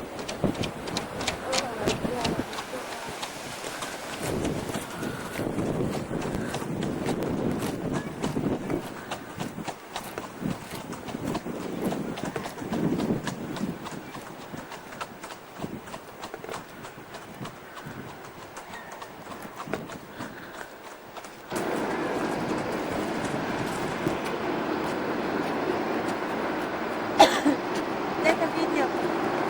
No, Yay, cheese!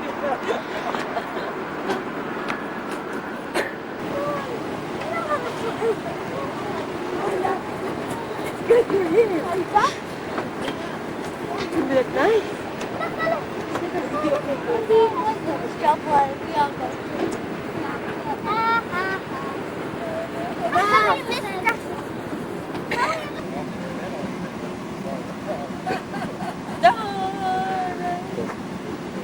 thought on zooming out. Okay.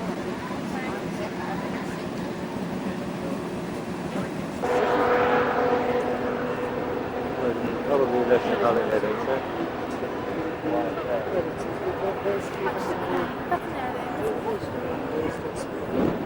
So probably, yeah, it's got a green look interior, does it? No, we forgot it, probably. So he's been off the road.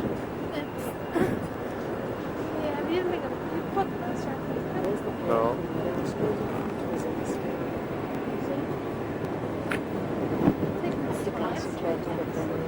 Oh, you can't hold your job like that.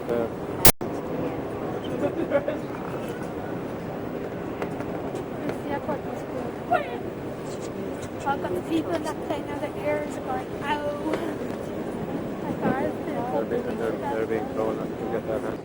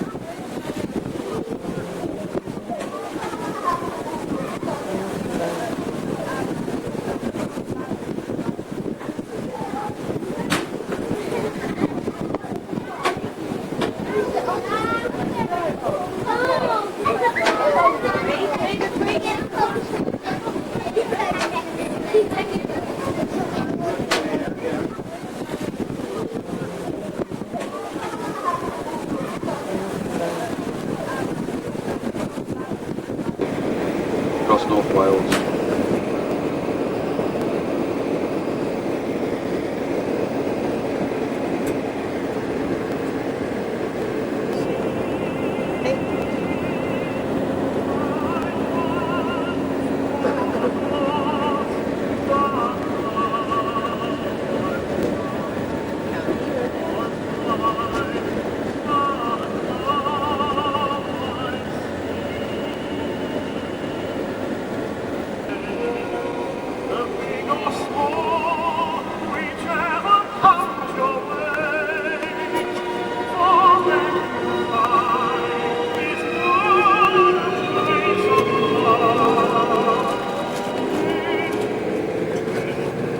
That goes into Chester. You can see how wide that river is at this particular point. And that's the river the Romans were a bit worried about silting up. And so they would have sailed up this river just a little bit, just where the sunlight is on the other side. There is a tower standing up there, sort of a dark building, and that is the third largest church to St. Peter's in Rome, which is Liverpool Cathedral, way over there. So you're looking across the River Dee, the peninsula land of Birkenhead that sticks out there, and also across the River Mersey.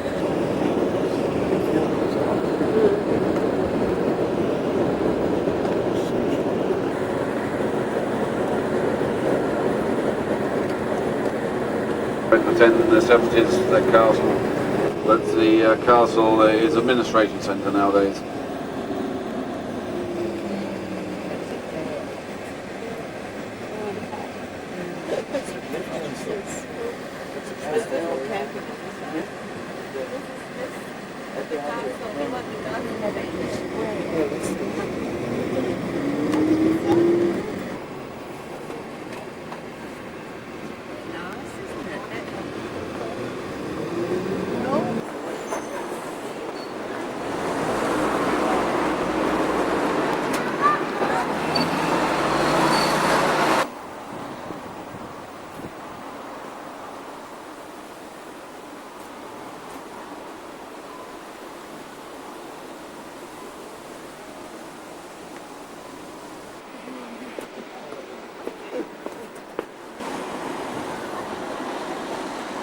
We're going to have to say that.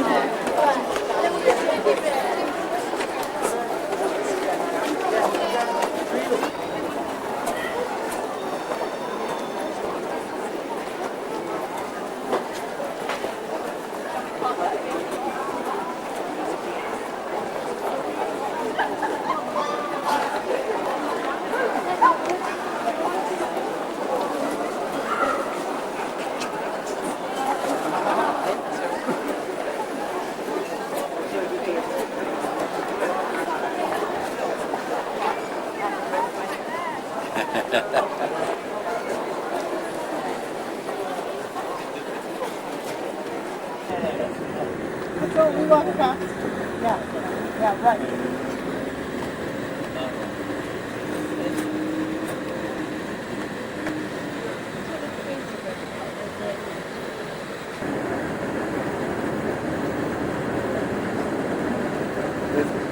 Liverpool is way down to our left hand side, and Manchester is way up to our right hand side up the canal. Take a photo of that, but you can see it. Certainly, that's where we're at.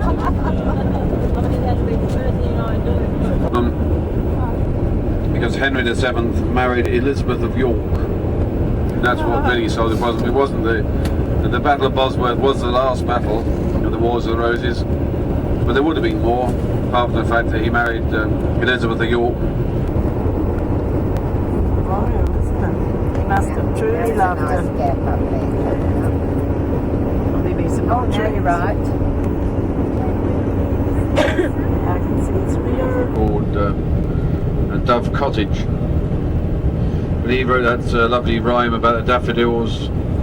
Which goes, I wandered lonely as a cloud that floats on high or vale a hill, when all at once I heard a voice, get off my blooming daffodils.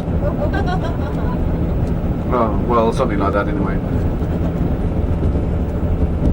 I'll think of it later on. But also, this is Beatrix Potter's area as well. Beatrix Potter lived in London, and she came up to the area of the Lake District. And if you're on the boat when we go up the lake itself, or I should say the mere, because it's Windermere, and they're not lakes, they're meres or waters around here. Beatrix Potter's place is very close by to where the chain ferry crosses over. The old chain ferry used to connect the two roads together. It still runs, still operates for cars. And right beside the chain ferry, on the way up the lake on the left hand side, looking forward, Beatrix Potter's house is amongst the trees. You can't see it from the lake itself. Again, they're very small little places. Lots of interesting tiny little houses throughout the Lake District, and very, very narrow little roads.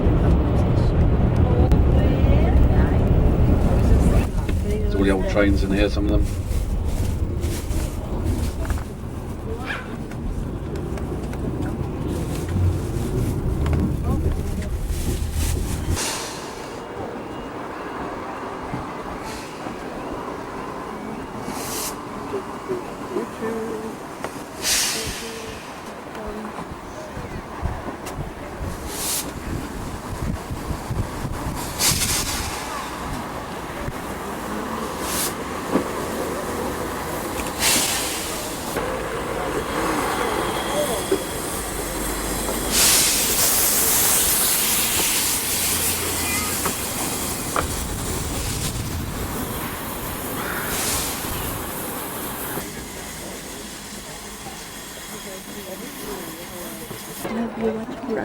on the left-hand side, okay? Mexicans and Spanish speak Spanish.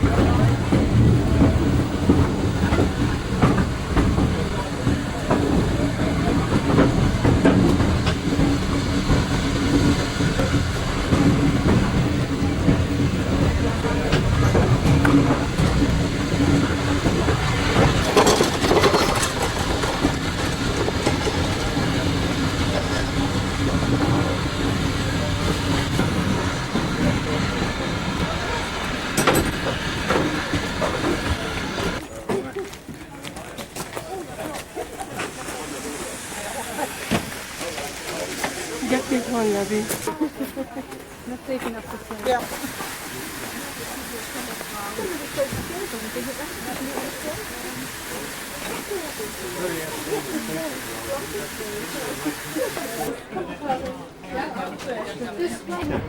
Just speed yourself a little bit.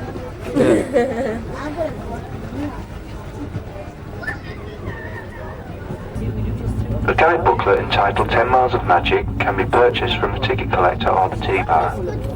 This book contains many maps, photos, detailed information and a depth chart, and makes an interesting souvenir of your trip. May we also remind passengers that the main lounge is a non-smoking area. Passengers who do wish to smoke may do so down in the bar or outside on the decks. Good morning, ladies and gentlemen. A few points of interest as we cruise down the lake to Bowness. On the right hand side at the moment you can see a large hill. This is known as Gummershow. It's the local high point and it's 1,054 feet to the top. We're approaching now, you can see tents etc. in the trees and on the grass, and further on you'll see again the North Camp, which is past the next headland. It's the largest YMCA camp in Europe and is used a great deal by kids, adults on all kinds of sponsored training schemes, and it's open all year round.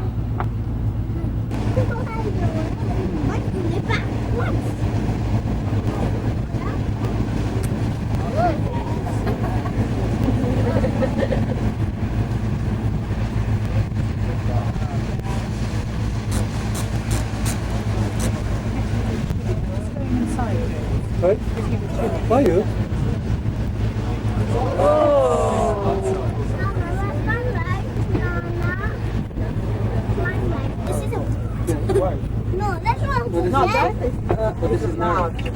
The house on the right hand side now, the white one, the large one, for anybody that's had the frustration of working with MFI goods and finding pieces missing and screws missing and blocks missing. Well, that's the country cottage of the boss of MFI. That is one of his country cottages. That's what he calls it anyway, a country cottage. Sure. What about this house? MFR? Do you know what the company called MFR? Sorry? What's MFR?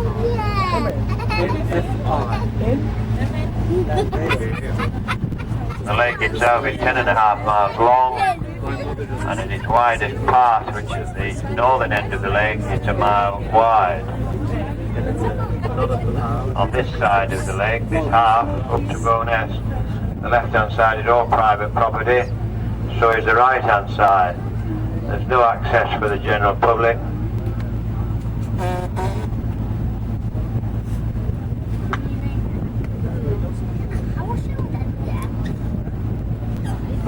except at the Beach Hill Hotel, which we'll see in a few minutes, access there to the shore.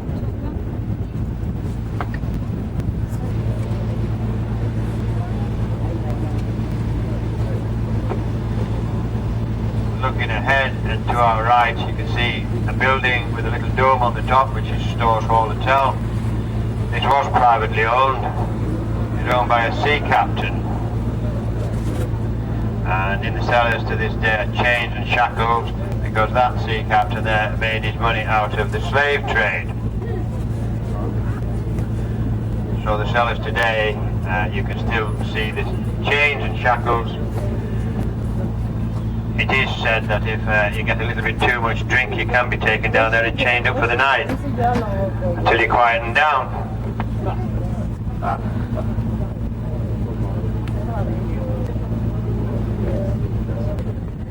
Now approaching on our right, a small pier with a little building on it. This is known as the Temple of Heroes. It was built to commemorate the Napoleonic Wars and celebrates the 4 admirals of the time, the most famous being Nelson. Vincent, Duncan and Howe are the others. Nelson is the one on the plaque facing out to the lake as being the most famous one, and there's a plaque on each side, each corner, with the others' names on.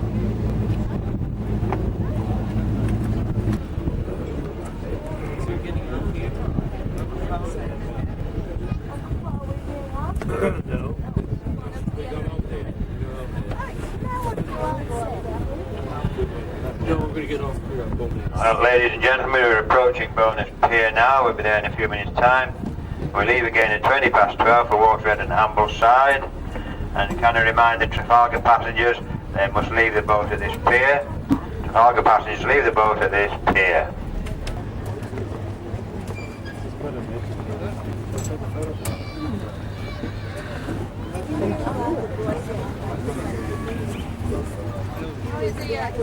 They're running a paddle, weren't they? And there's Catherine.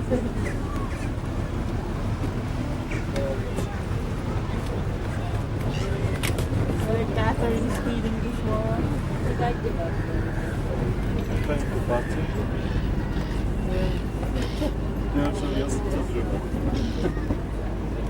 What?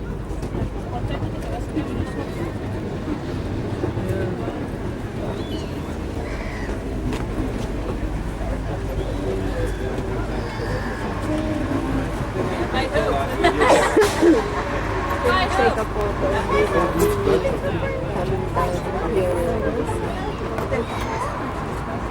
Swans are good eating. They're not good eating. Jacan John Peel with his coats of grey, Jacan Pot John Peel at the break of the day, Jacan John Peel when he's far away with his hounds and his horn in the morning. A lot of people thought that John Peel, in fact, went around hunting on horse, but he didn't. The horse to him would have been as much good as a hippopotamus, as they say in the Lake District here. He used to hunt on foot, and there's a picture of him up here in front of us now on the left-hand side, a John Peel Inn. That's John Peel. Woodcock Graves wrote that ditty. What happened to Woodcock Graves, the writer of the ditty? Well, he went off to Australia.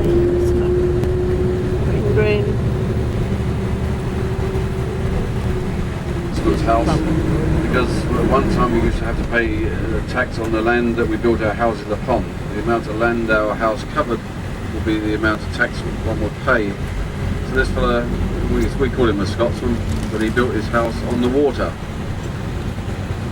What he did is build a very, very small house, and the house itself is on a bridge, so only where the bridge touched either side was where he paid his tax on. Look at this. Look at this. We could stay there then. We've got some lovely little bed and breakfast up here. Construction, I don't know what they've been to do to it. So what's this called? Yeah, what's this called? Well, the smallest house in the Lake District is, as we turn left, it will be in front of us. We can't stop, but we can go gently past it. And it will be as soon as we turn left, it'll be directly in front of us. Is the houses, the rooms measure about 6 feet by 4 feet. The staircase is on the outside. It is now directly in front of us Oh, isn't it sweet? It's right on the river itself. What's that? On On your the left-hand side of the coach, front left-hand side now. You can't stop, so you have to take your photographs as we go. Now on the left, immediately left to the front of the coach now. like the shoe. Bridle water now on the left-hand side. So they're either waters or meres.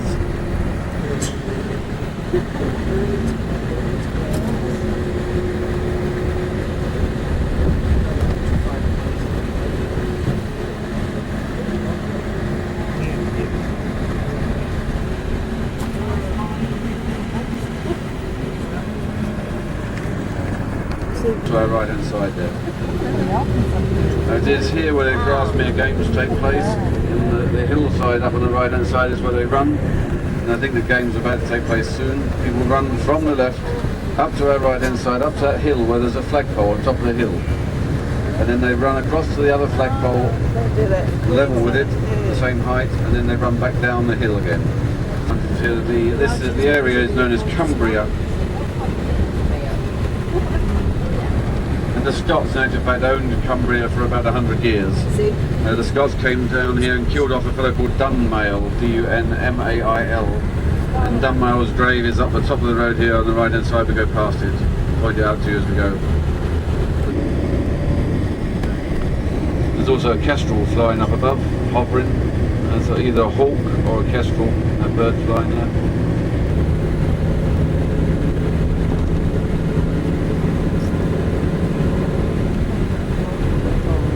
The old AA box there on the right.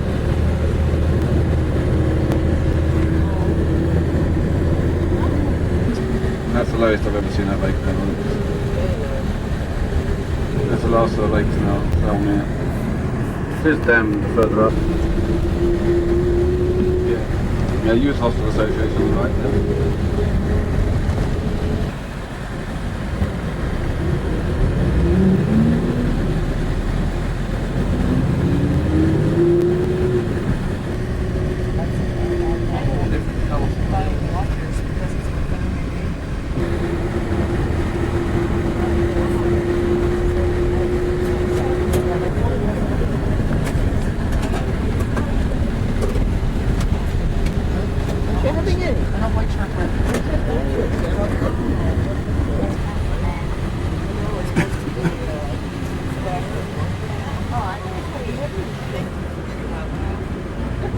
That's a quarry over to our right hand side now.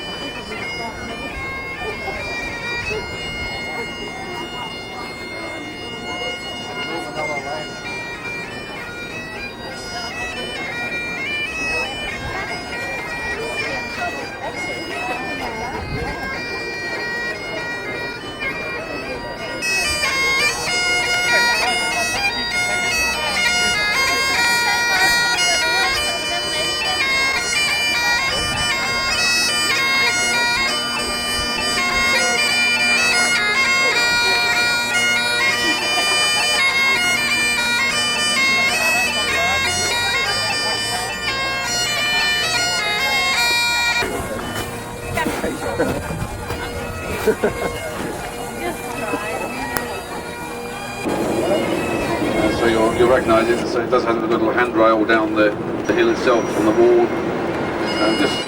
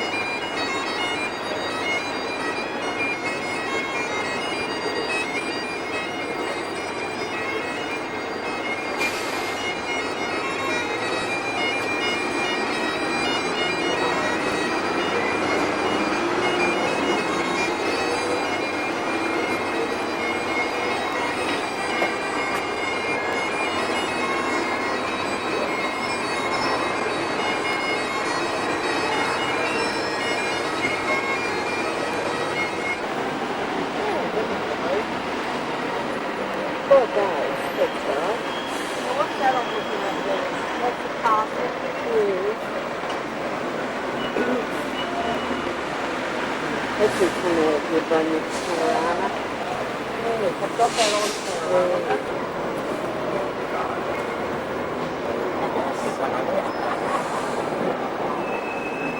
This is it, right?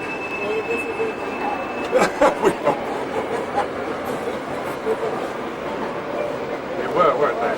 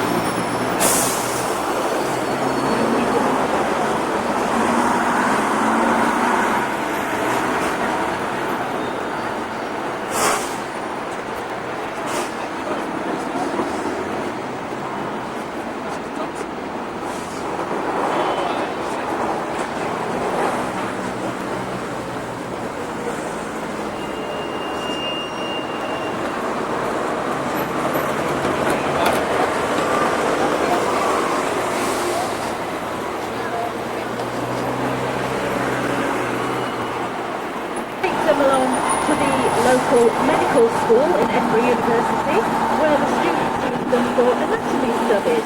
The end of this line of buildings here, you'll see a statue, and nowadays, although there is still a camera shop, the vendors on the right-hand side, cameras are not actually made here, but they are sold here. Grave of his master for 14 years. There and there. And you see here, belong to the University of Edinburgh. And on the left-hand side here, the McEwen Hall, around George Heriot School. This school was founded in 1628. And in fact, George Heriot, otherwise known as Jingling Geordie, was a jeweller and a moneylender, which explains why his nickname Jingling Geordie came by, because of this as long ago as 1824. And that was actually nearly 20 years. They just used to lure people to their house on the side that we just passed, and then they would get people drunk by giving them lots of cheap alcohol. When they were well and truly drunk, they would smother them and take the still body and then went to the medical school. Now, ahead of us, the next stop will be British. Also there is the Scottish Whiskey Heritage Centre, just down the hill from the castle, and also the Camera Obscura. All three of those places do actually give you a picture book right away at the end of fourth quarter day. Hang on to it. Now the building that we're here on the left is the Highland Colbridge Church. The Highland Colbridge Church, and actually with some funds from the National Lottery, we hope to totally restore the church so that it can be used as a centre. And in fact, you may know that the Royal Mile takes its name from the fact that the royal apartments, which are up to the left in the castle, and down is from the fact that the distance between the castle and Holyrood Palace is 1 mile. Now, you may have heard some rumours that the Scots are mean. You know that? Yeah. Well, it's not true, because the switch goes to make up the Royal Mile. And as you can see, the lovely banners behind the grand banners where the tambour is the sequence of the castle of the Royal Mile. And anyone who wishes to stop At the next stop, I'll just give you a little warning that it is Gladstone's land. The next stop, why those are there. And that's because houses of this state didn't have any facilities at all. They had no to get rid of, you get thrown out of the window. What happened was that every night at 10 o'clock, the church tower, as you can see over there, was down. And of course, when it rained, it was very, very heavy. So it wasn't a pleasant place to live with. Lots of rather interesting odours at the time. Now, just nearby where we're stopped on the left is Deacon Brodie's Tavern. Now, Deacon Brodie was a character on whom the story of Jekyll and Hyde was based. During the he also made locks. He always kept a copy of every lock that he made. So that at night he would take a copy from the lock of the key, and he would go along and he would let himself back into the house and he could steal. His father and mother lived, and that's where his family home was. But he himself lived elsewhere in the Royal Mile. An exciting thing. This is the Parliament Square, and the building behind is the Signet Library. This is the headquarters of legal life, entering the rest of the earth. I think many of the lawyers are taking their holidays at the moment. But this is the headquarters for the writers to the Signet, who are solicitors in Edinburgh. Also to the right, you notice the lovely church here. The church were erected, and over many centuries, a lot of the buildings have been added, so that the building is a very interesting one, coating another extra layer of stone in the 19th century. So the stone that you see on the sides here is actually 19th century stonework, whereas the tower is much, much older. Also, you make all sorts of things to do with the royal family and also to do with Parliament. These announcements, because you can see the houses as they were built, and you can also see the sort of architecture, and it gives you a very good idea of what life was like in this part of Edinburgh. Of course, the houses here dating back to medieval times, and that's why some of the buildings now, of course, aren't medieval. These are much later, Victorian building, particularly on the left. But a lot of the buildings dating back right to the, and the weight was always checked to make sure that people were giving good measure. If they were found to be cheating, then the punishment was instant. They were attached to the beam for a day by their ear. Remember the Coburn Street. Now this is the 19th century edition of the Royal Mile. Those were the streets of the Royal Mile were very narrow, like the surface that we saw earlier on. But during the 19th century, when the new town was built, which we can visit shortly, they needed one of Edinburgh's trade museums. There are quite a number of them in the Royal Mile. Notice on the left also that the gateway still has is there. Thank you. So ahead of us there, the part of the palace that was inhabited by Mary, Queen of Scots. That was actually built by her father, James. Along there was a sanctuary line marked with a row of S's nowadays.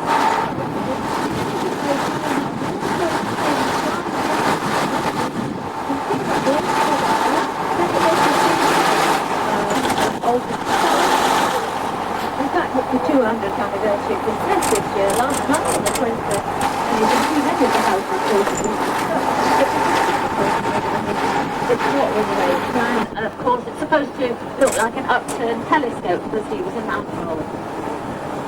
When the statue was first erected, so they extended the tail, so the horse would be designed by James Craig. At the top of the pillar there, you can see a man who looks as though he's got a string around his neck. It's so important.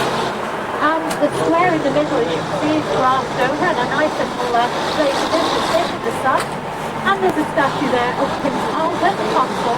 If you all go towards the gas lamp, nowadays they're powered by electric. If you look at the picture of the gas lamps, everywhere along the road key for a year, and then they can have the right to use the garden. Notice the gas lamp, and down at the bottom of the gas lamp, notice the brass plate at the bottom there. That actually suits the man. Thank you for listening to me, and the lady in the front is on.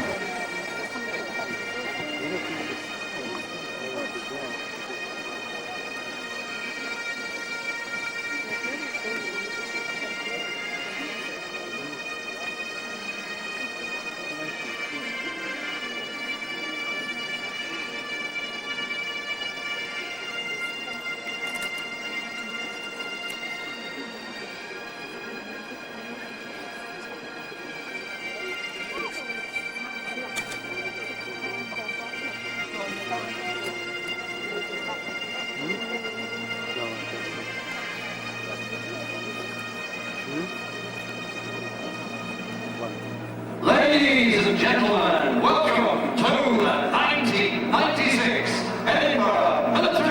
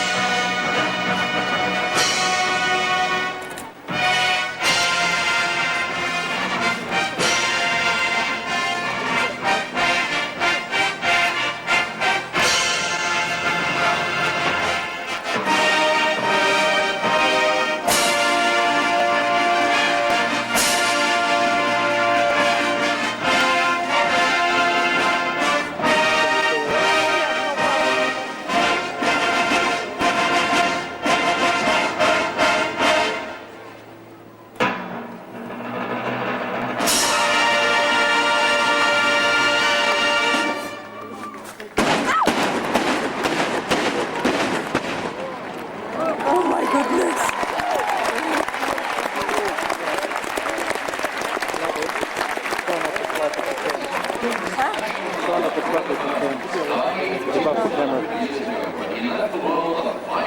Did you get the cannon thing? Nearly blow my head off. All over the world, now ring as distinct of this college as the majestic sound of the massed pipes and drums.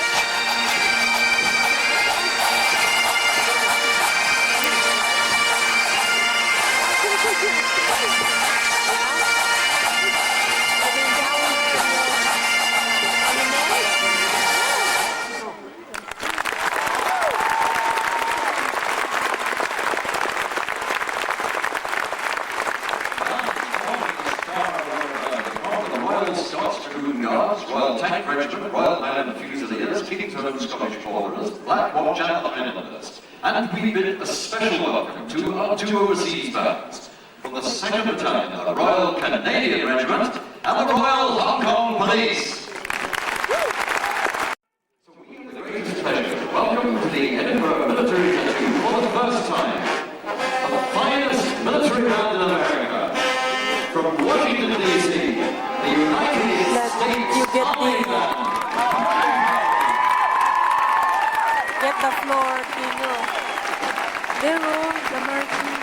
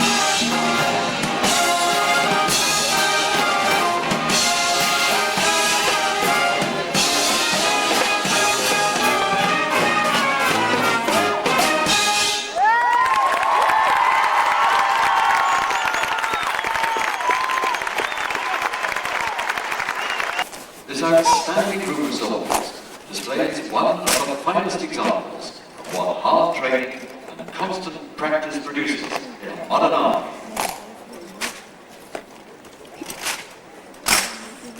This is the real.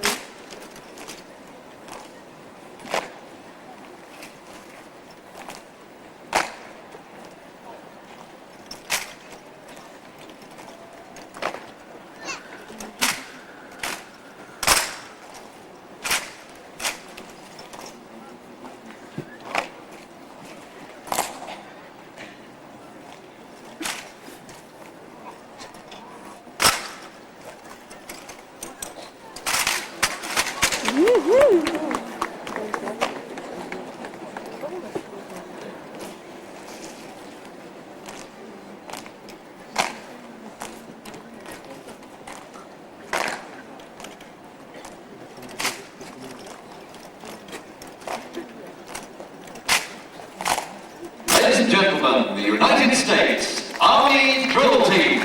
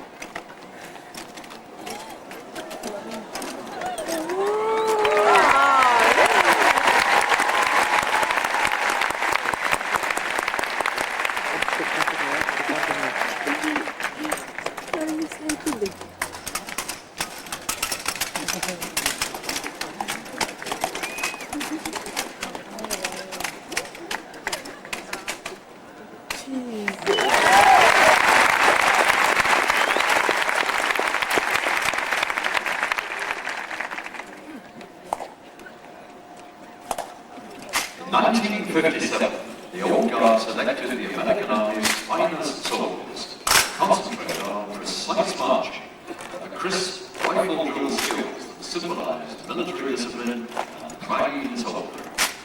Though those original members are long gone, rigid standards they established remain unchanged. Through their performances across the world, the group has earned an international reputation as the world's leading drill team.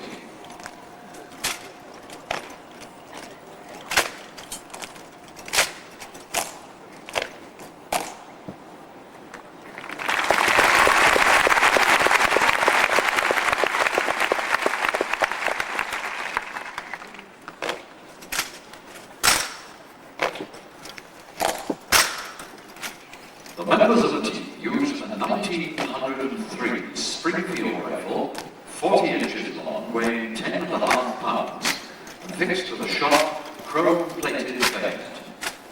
They constantly strive for manual perfection and are justifiably proud to be members of this elite unit.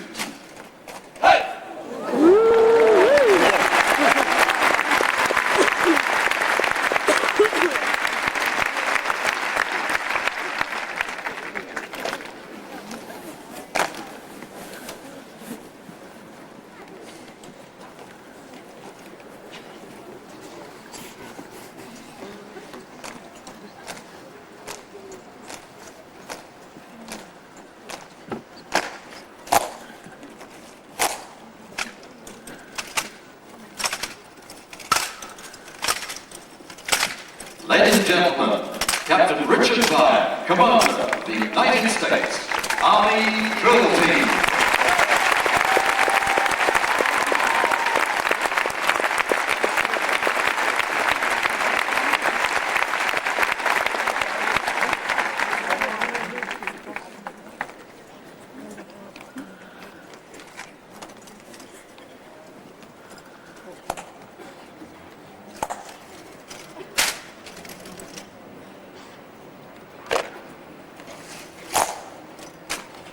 Now the drill team features 4 of its senior members in a unique exhibition of synchronized rifle.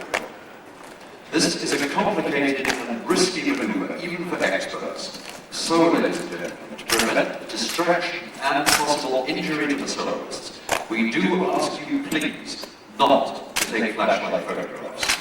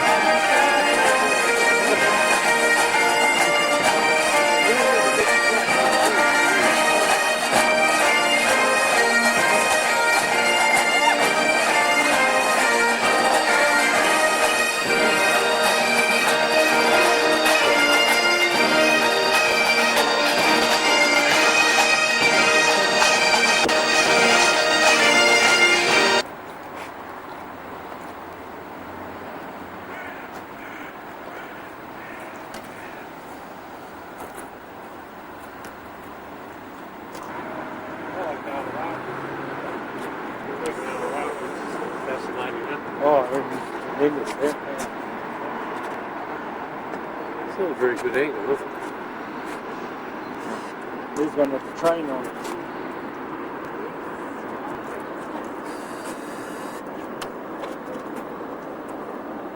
But what you really see today is more of defences put up during the Second World War to defend the river.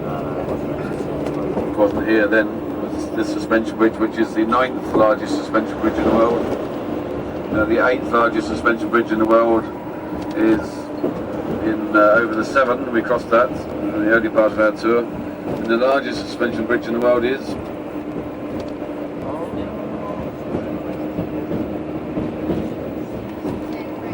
you're wrong.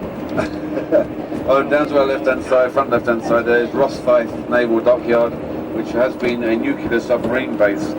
It's just been now transferred down to England.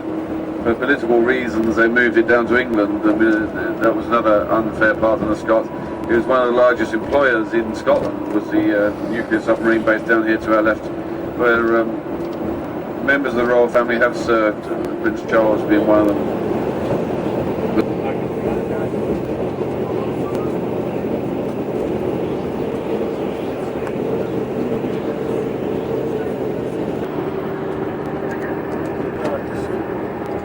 That's where Mary Queen of Scots was imprisoned by the Scottish nobles before she escaped from that castle on the right. Quite a new hotel. The flag that flies to the right hand side at the top of the hotel is usually the winner of any particular open that has taken place here. The other flags at the end of the buildings there are the people that take, the countries that take part in the open. Make your own, it's all do-it-yourself kit, but small charge for it. But it's all one big shop, that one, and there's a Tom Morrison shop just down a little bit further. This little building here is St Andrew's Links Golf Shop. This is where you can buy golf balls and golf tees, this Links shop here. And the 18th hole is just beyond this little shop here. Wherever you see the flag flying on this green here, well, this white flag here, right here, where those people are there, that's the 18th hole. And this is the old course. This is the...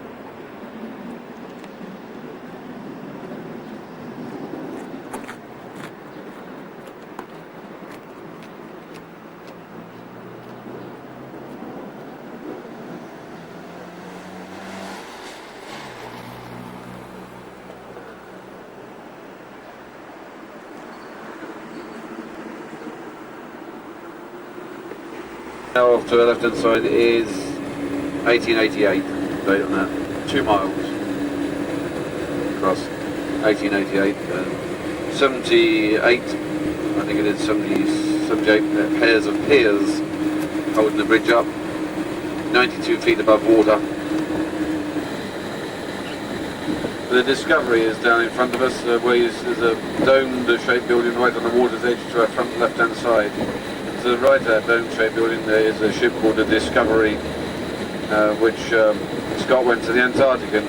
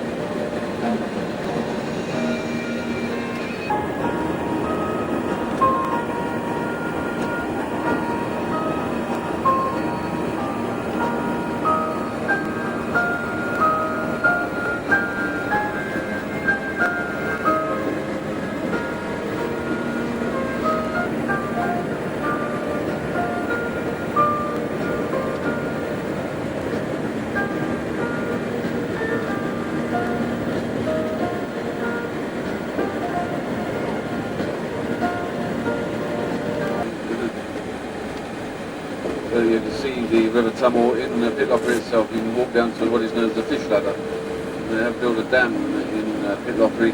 They built a fish ladder so the fish and the salmon, when they're coming back upstream, so they can come up the ladder.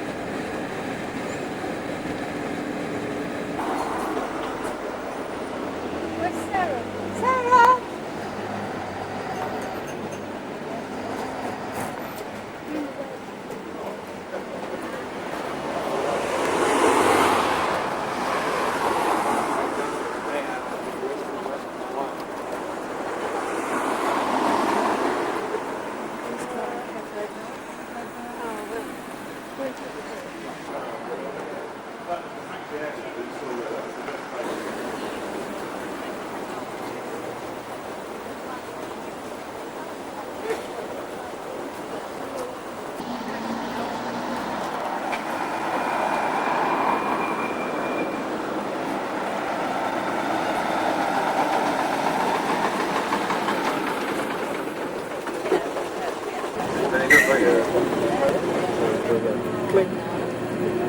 There's a couple of blokes fishing down there. Yeah. It's cute.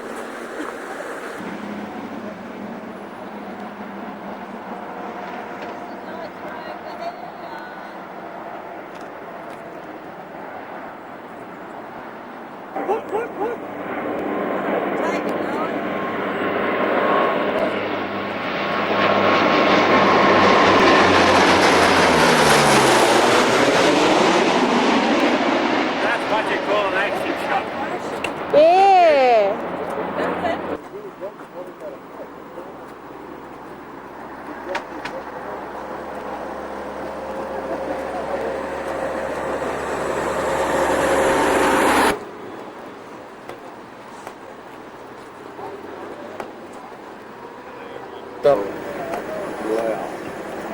Blair Castle.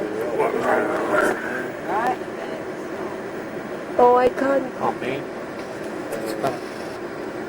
Come on. Dates from about 1269. 1269. Blair Castle. Okay. That's it.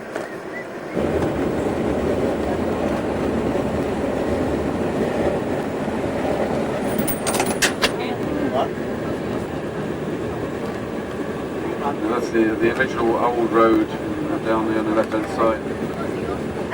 Allowed to be grown over a bit now, but it used to be almost a single track road in some places.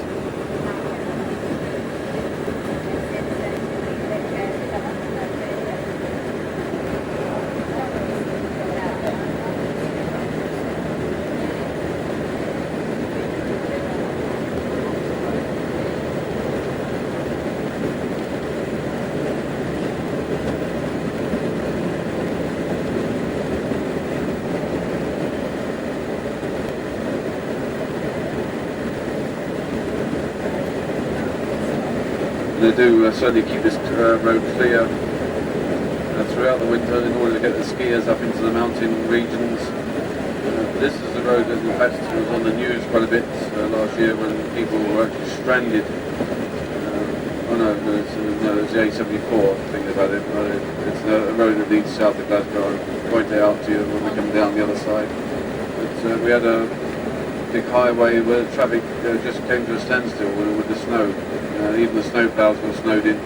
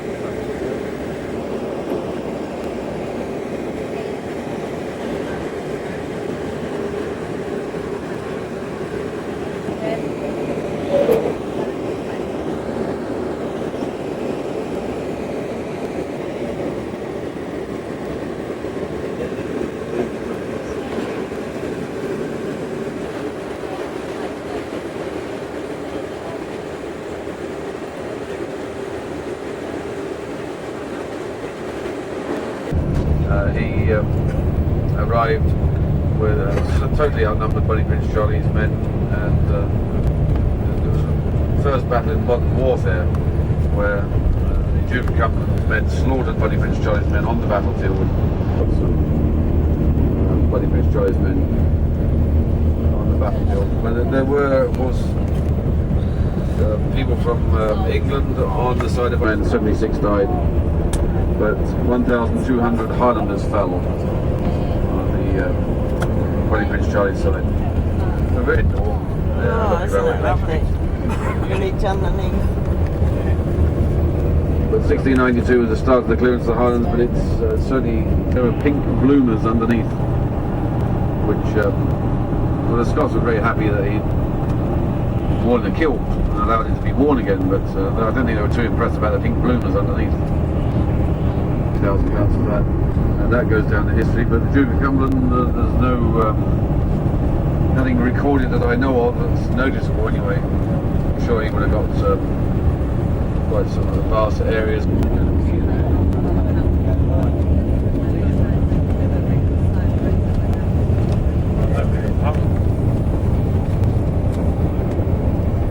We're going to head down to a place called Drumnad Rocket for our first stop, which is down the side of Loch Ness.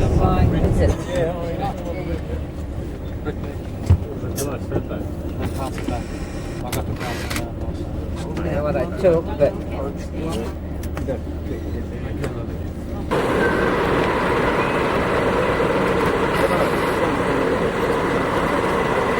Inverness Castle.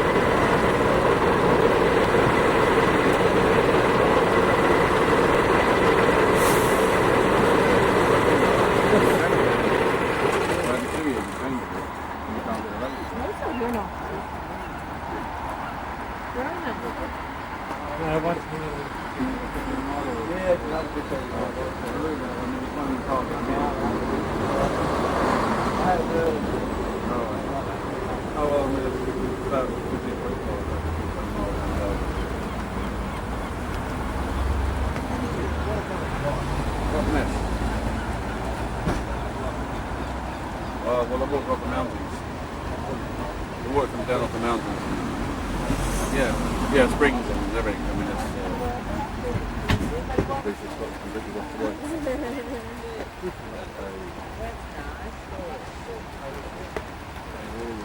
yeah.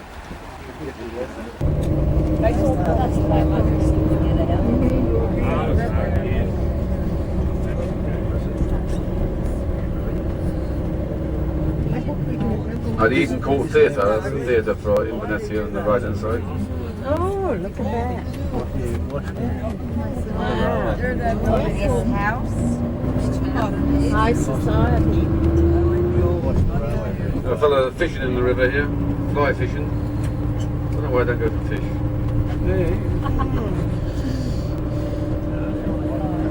Oh, it'll be cold. Oh, yeah. He hasn't got his glasses on. No, they just White.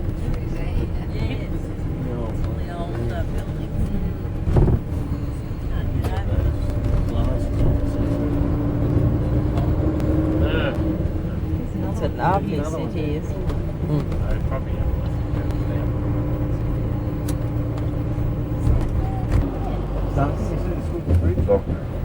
Did you see the big boat, Ken? The order of the Murdoch. Where are you going across the thing? Look at the big, whoops, look at the big boat, Ken.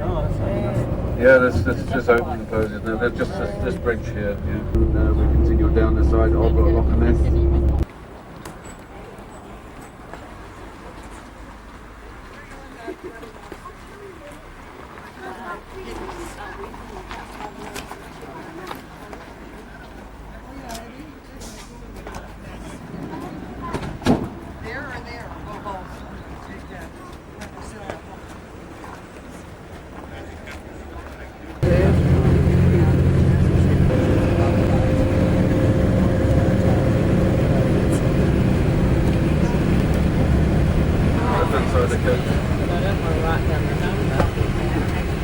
Stayed on one John Grant was the holders of the castle, but as I say, blown up in 1715 to stop the Jacobites from taking it. Yeah, and they haven't got time to write it down, have they then? It's coming up. Yeah, well, I'm quite happy to give it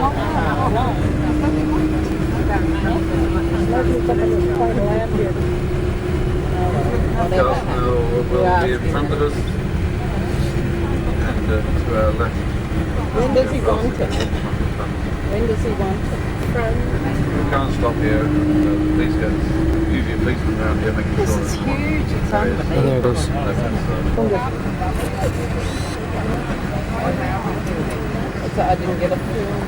They're quick. Moving on. I got so excited to get to the spotlight now. I forgot about film. Yeah. Quick. Space coming up. Space coming up. Okay. Please run us on. There we go. Usually it's quite nice up here, but as I say, should have been there as well.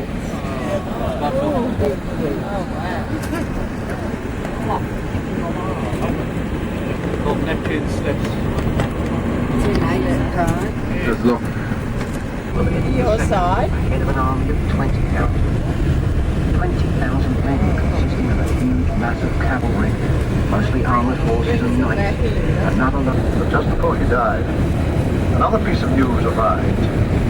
And on his deathbed, he heard that his queen had just born him a baby daughter. And so, James V died.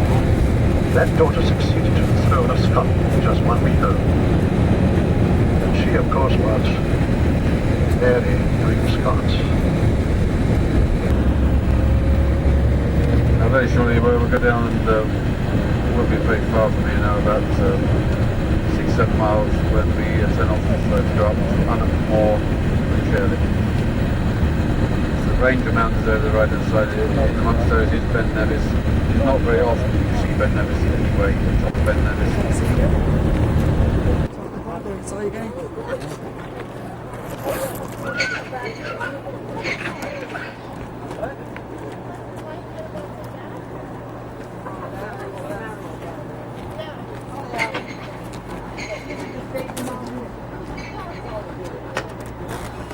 They don't use it. That's right, he's with baby.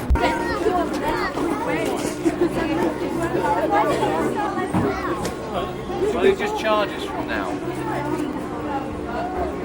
If it's been sent for half a day, we reduce it. Not that we're taking an hour, I have to come after this. Very scenic, isn't it? Oh yes, imagine the snow on it. Oh, it would be beautiful, wouldn't it? Yeah. It's a shame there's no snow up there. Oh yes, I would have loved to have seen some. lovely.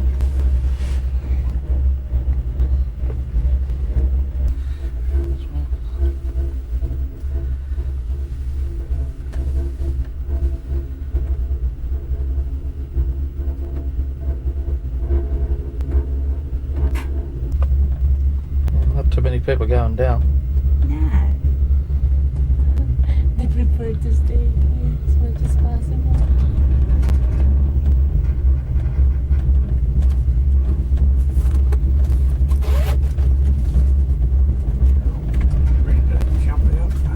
Oh yeah, you gotta be quick.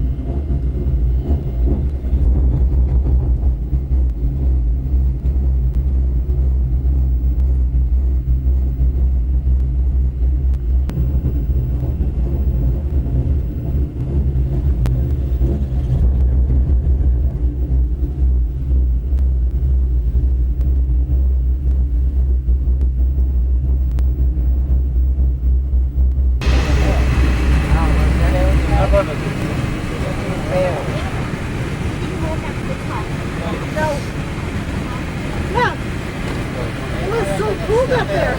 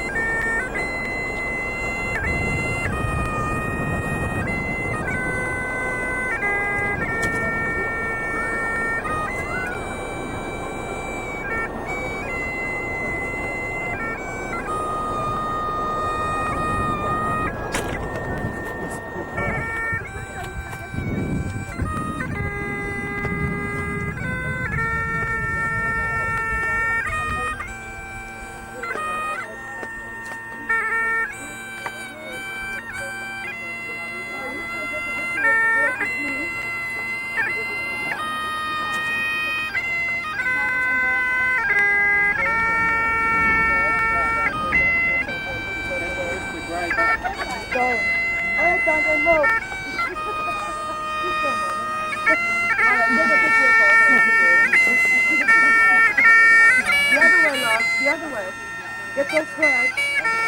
You're going to be better off getting the flags that way. Alrighty.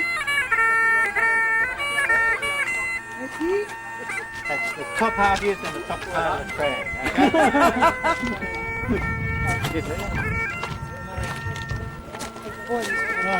Thank you.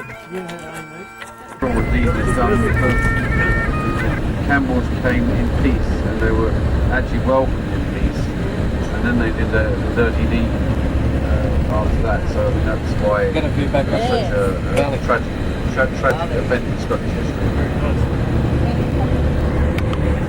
Movies, Braveheart, Rob Roy, all the movies must think of where they need to have these big sort of open scenes all done up here in front of them.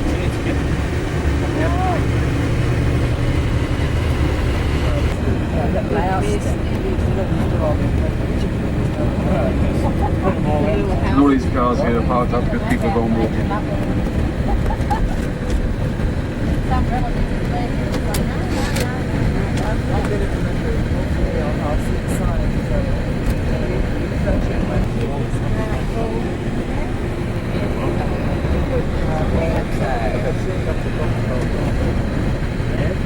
Just at this point, we're 1,141 feet above surface sea level. 1,141.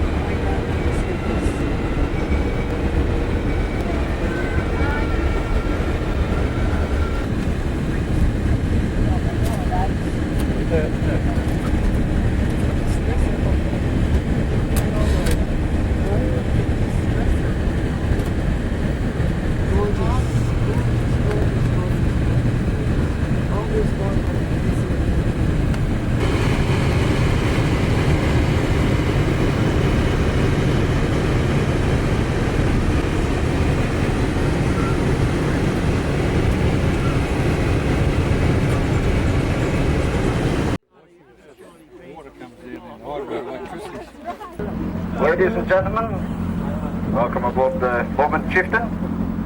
I'd like to introduce ourselves. My name is Alistair. Your stewardess this afternoon is Fiona. She'll come round shortly and ask you if you like a cup of tea or coffee, perhaps a wee biscuit. But I must tell you all about the life-saving appliances on the vessel. It's not quite as bad as it sounds. On the top deck we'll have two inflatable life rafts, both of those can hold 95 people. These will inflate automatically when the boat sinks. We haven't tested them out yet. 21 lifebuoys in each of us can support 2 people. In the cabin there are a total of 82 life jackets. They're all situated underneath the seats. So you can have nearly 4 of those each. All the windows in the cabin open, some of them slide down, the others can be kicked out in any emergency.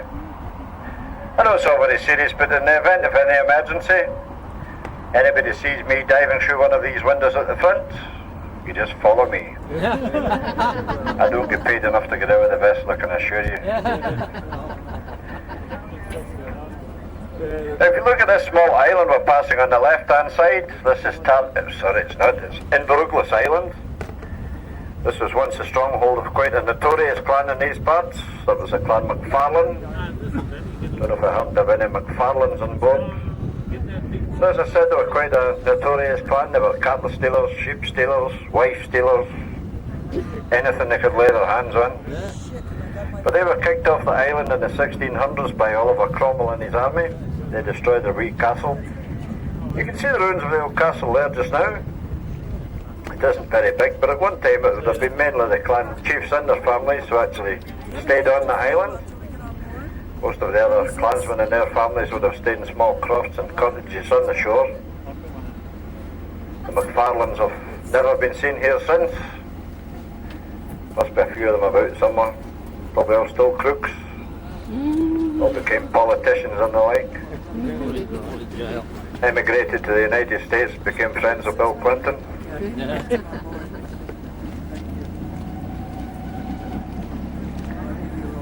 Those large pine trees on the island, these are some of the last remains of the old Caledonian pine forest. These trees used to cover the whole of this area, all the way up to the highlands. But over the past few centuries they were cut down, used mainly to make charcoal for the shipbuilding industries down in the River Clyde. They were never replanted, so there's only a few scattered here and there. Now if you look up ahead of us and to the right, you see that pyramid-shaped peak. That's Ben Lomond. It's 3,192 feet high. It's the southernmost summit of over 3,000 feet in Scotland. Loch Lomond itself is 23.5 miles long. It's the largest expanse of freshwater in mainland Britain. Up at this end of the loch, the northern end, it's up to 1 mile wide. Down at the southern end, it's up to 5 miles wide. There are 38 islands on the loch. 5 of those are still inhabited. The largest is Inchmurrin. It has its own hotel, chalets, and it even has its own nudist colony. And I'm afraid we're going absolutely nowhere near it today. I think it's a shame too. I'm sure the scenery's starting to get quite nice. Now as you're boarding a vessel, I'm sure you'll notice these pipes coming down the hillside here. Don't know what lies Andy told you about these pipes, but I'll tell you all the truth. This is all part of the largest porridge factory in Scotland. It pumps all the porridge all the way up to the Highlands. Up one pipe, they actually pump all the whiskey up to the Highlands.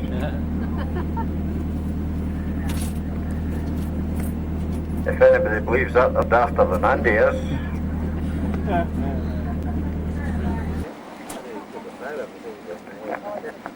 Now folks, if you look up the rocks here on the left hand side, you see the word cave painted up there. This was the hideout of a very famous gentleman in these parts by the name of Rob Roy MacGregor. Rob Roy started off as a cattle dealer, but because of various things that happened to him, he ended up being accused of stealing cattle and money. He was outlawed. This is where he hid while he's been chased by the government troops. It's quite a small entrance, but I believe it is quite large and comfortable inside.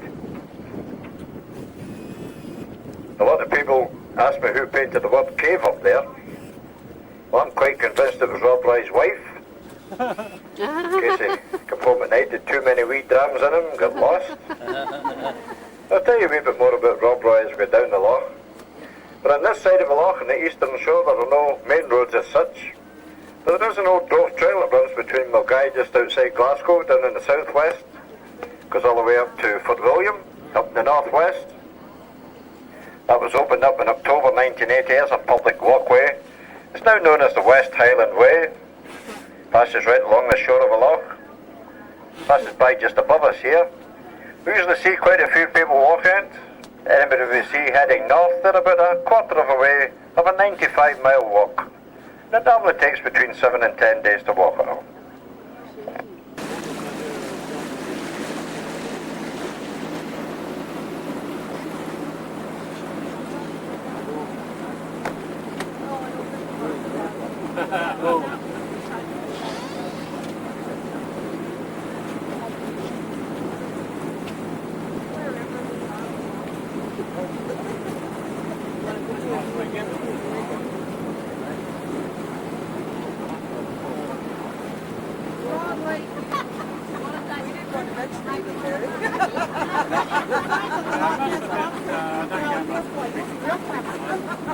You'll be a real celebrity then.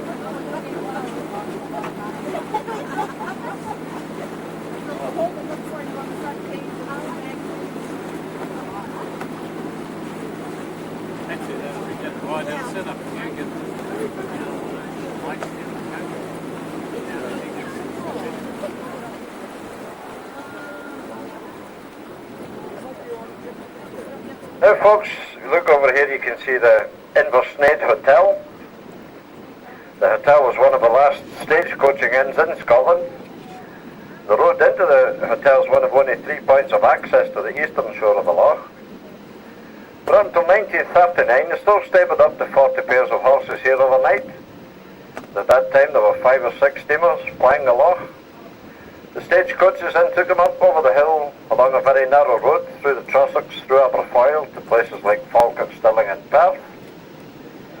It's quite a large hotel nowadays. The original building was built in the 1820s. It's had a lot of extensions added to it over the years, now has over 100 bedrooms. Just to the right of the hotel you see the falls coming down there. There's not really much water in them just now. But these are the Arklet Falls. They run down the River Sneyd from Loch Arklet, which is about a mile up behind the hotel. They can be quite spectacular after a heavy rainfall. A few famous people have stayed here, people like Queen Victoria. This is one of the many places she stayed in Scotland. The English poet William Wordsworth used to come up here often in the early 1800s. He took a fancy to the local ferryman's daughter, and he wrote a poem for us called To a Highland Girl. I've already mentioned Rob Roy MacGregor. Rob Roy and his men, they ran most of this side of the loch. Rob Roy actually stayed here at Inversnaid at one point. And because of all the troubles up here in those days between the Clan MacGregor and the start of the Jacobite uprising in the early 1700s, the government of the day, they decided to import another clan. They're known as the English. And they've been here ever since. And we can't get rid of them. Saying that. But they built a garrison up behind where the hotel is now, manned by redcoat soldiers. They were led by a little-known lieutenant by the name of James Wolfe, and he later became famous as General Sir James Wolfe of Quebec. Of course, they eventually captured Rob Roy, but he was pardoned. He died of old age, and he was buried over in Balquhidder, just a few miles away, in 1734.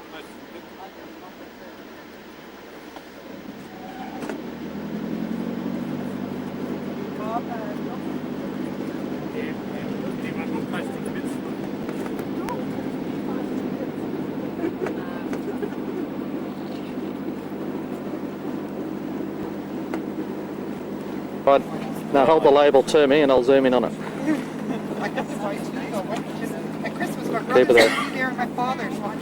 8-year-old Scotch. Yeah, so I get one. Folks, if we look over here on the shore, you can see the small white cottage. This is Culness Cottage. It was once used by the local shepherds. They used to come here in the springtime at the start of the lambing season. They would stay here all summer, take the lambs away to sale in the early autumn. But it's now used by the local game warden. He stays over there all by himself. This man's got a great job. Dare I say, no nagging wife. I'm seriously thinking of moving over there myself. But he's in charge of all the wildlife I mentioned earlier on. He'll keep account of all the numbers of red deer in his patch of ground. But one time the only ways into the cottage were by boat or along the old drove trail we now call the West Highland Way. And nowadays you can see that scar going up the hillside. It's on the road put in about 6 years ago. He now uses a four-wheel drive jeep. The nearest town to the cottage is about 16 miles away. It's a small town of Aberfoyle. It's a hell of a long way to go for the morning papers. See those people sitting over there? They're probably walking the West Highland Way. They've got a long way to go, probably another 5 or 6 days. Hope the weather stays fine for them.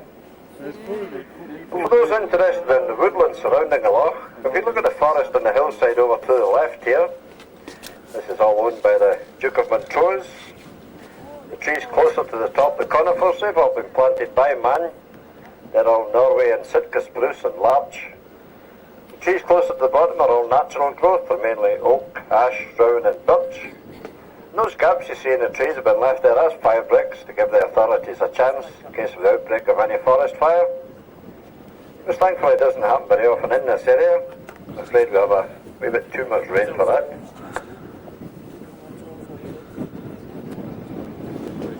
Then we hope you've all enjoyed your wee trip about Loch Lomond. Hope you're all enjoying your tour.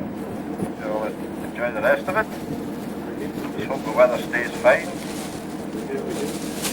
On behalf of Fiona and myself, I'd like to thank you all very much for travelling with us. Nice talking to you. And hopefully we'll see you again sometime. Thank you very much. The what? After buying all land, that's how they trouble. Yeah.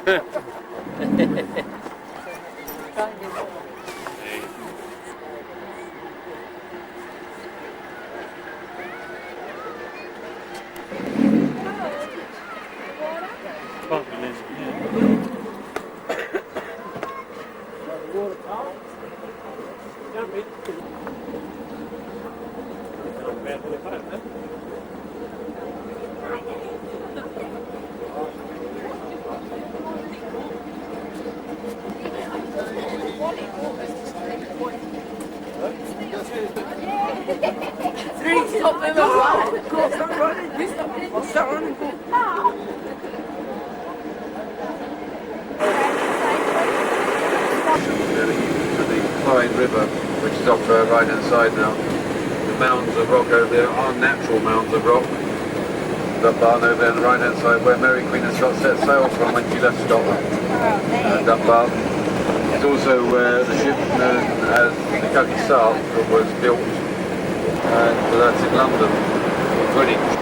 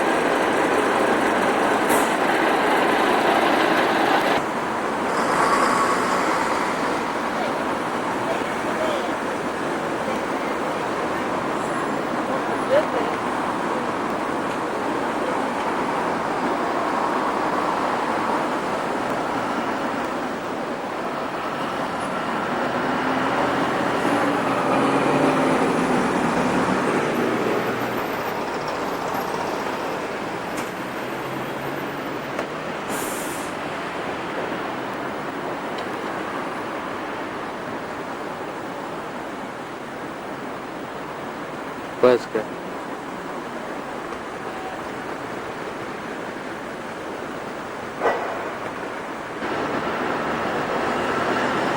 Lovey. Lovey. Give me a wave. This is MacLeod Street. This building there on the left hand side, that's the oldest house in Scotland now, on the left hand side, 1471. Now the cathedral is coming up to our right hand side, and you see the motto of the city is depicted in the lamppost, with a fish with a ring in its mouth, the bell hanging, the tree growing, and the bird is sitting on top. The bird that never flew, the tree that never grew, the bell that never rang, and the fish that never swam. A big bus there. Not a pretty building. The Move your van.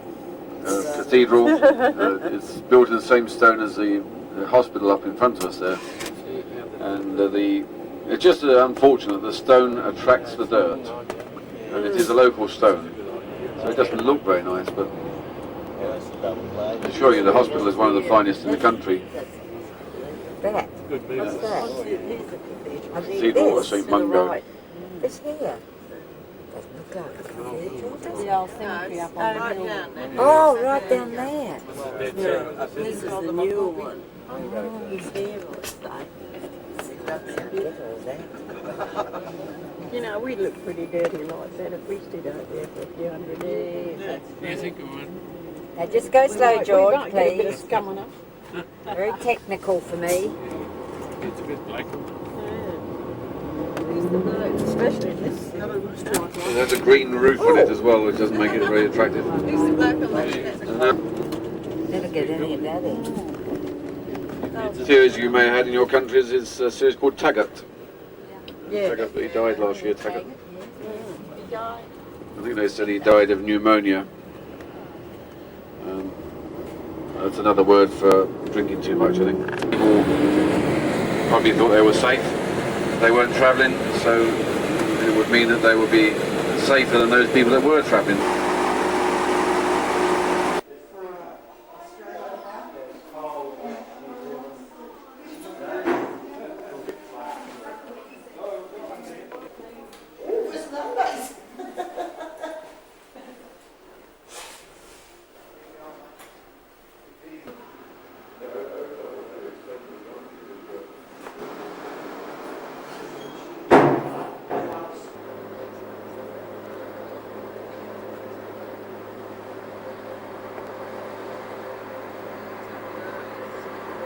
Moffat Cathedral.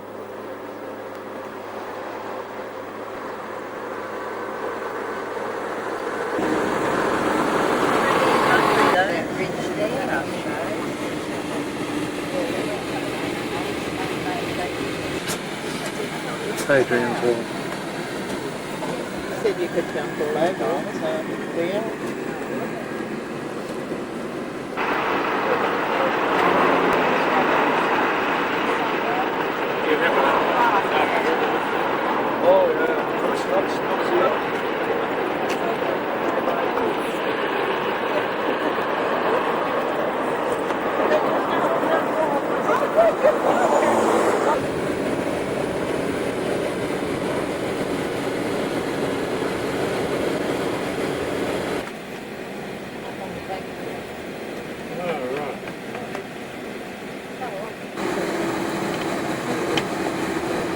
Slope there, and when you come to the end of that car park wall, there's public loos there, and then you just walk around the corner and you're right in the town centre. It'll take you up there if you want to, or you could walk up there, but once you go around the other side of that car park in front of us, you're actually in the town centre. So I mean it's very close, the town centre from this point. The cathedral, as you can see, is up there to our left hand side, and that's a bit higher up.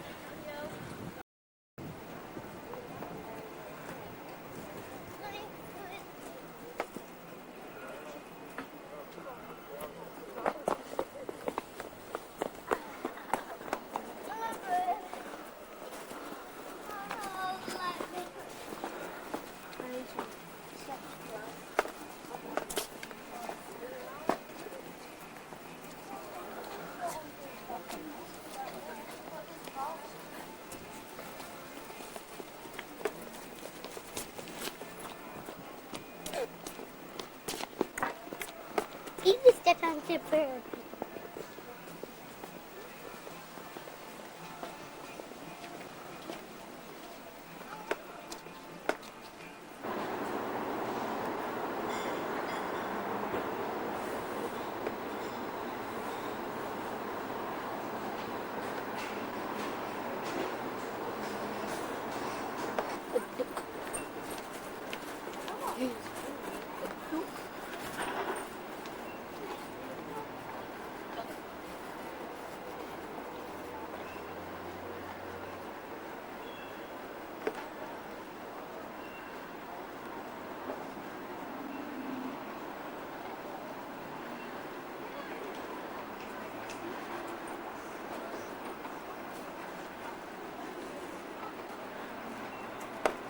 Close by to that shortly. We do have same as the cathedral itself. Just a nice stone that they used in those times. You see people walking on the wall itself. The railway station now off to our left hand side. The point to remember to come back to is the railway station. There are signs all over the city pointing back towards the railway station, little finger signs. So if you get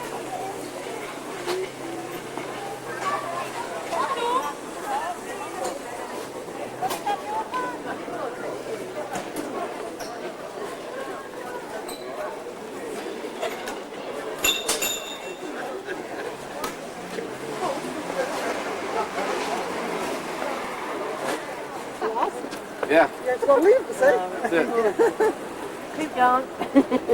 That's it. The idea of this place is to get lost as soon as you can.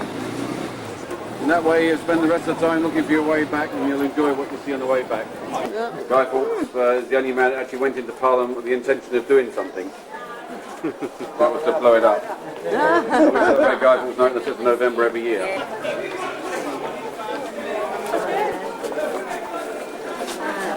Come on, a little bit.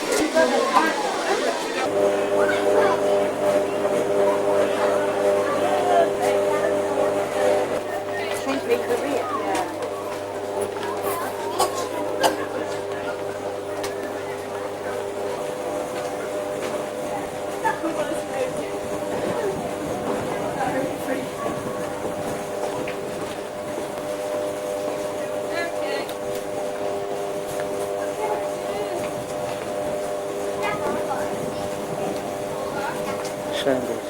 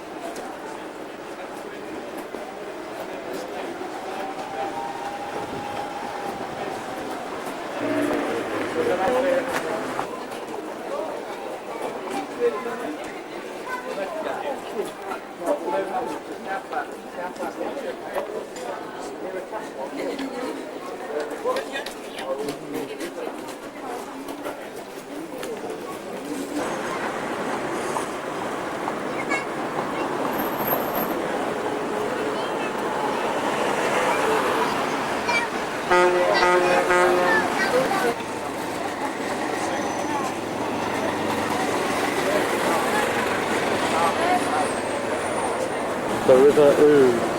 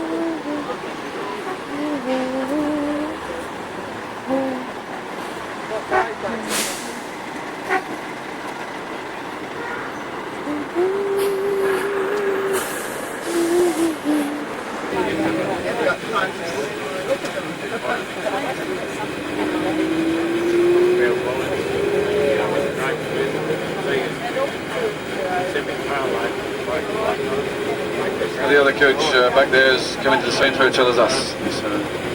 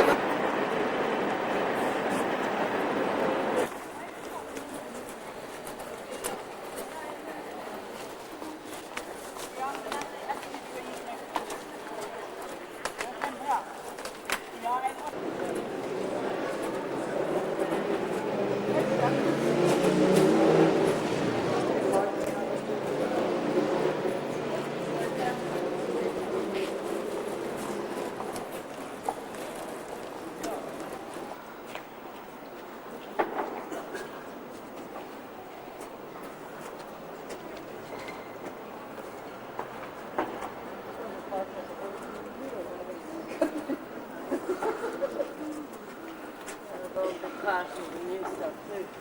That's right, yes. 14th November 1940, when the bombings took place in Coventry, and incendiary bombs hit this cathedral. Most of Coventry was flattened at the time, and the cathedral caught fire. All these pillars here would have been supporting the wooden ceiling. The towers actually remain standing because there's no wood in the towers.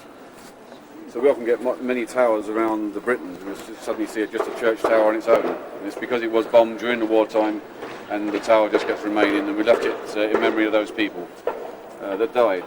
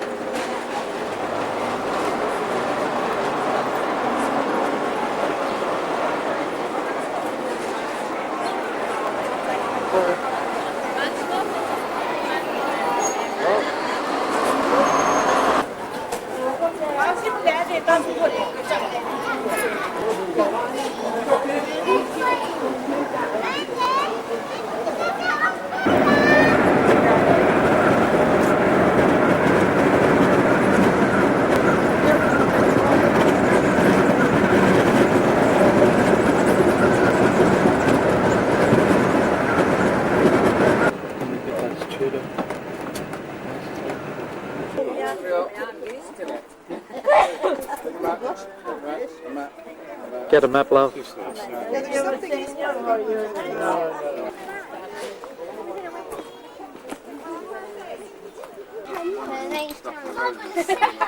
got that one. A lot of people say that the oil came down at this point.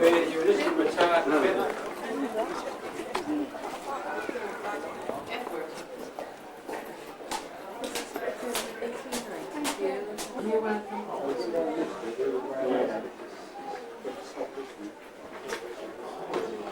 Dat is nu bijna 100 jaar geleden al.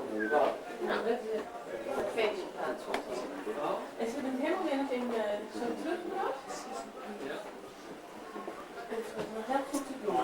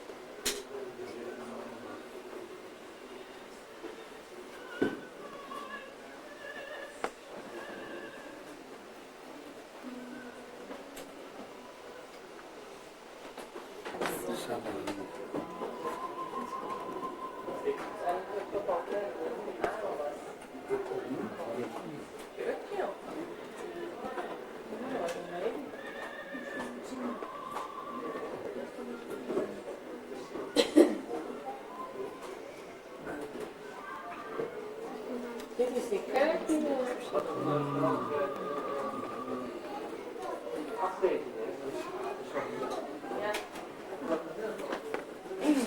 Die kast in de hoek. Nee, dat kan.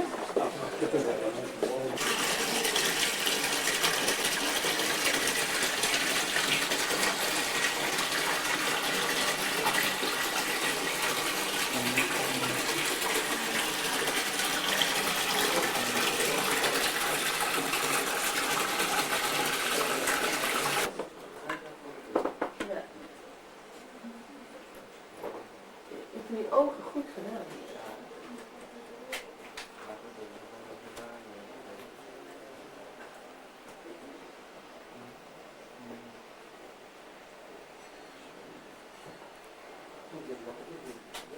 De Amerikanen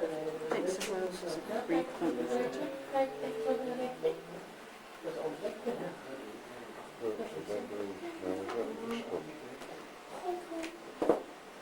Ik heb helemaal niet geschreven. It's just as it came in. Bottom in the civil initial.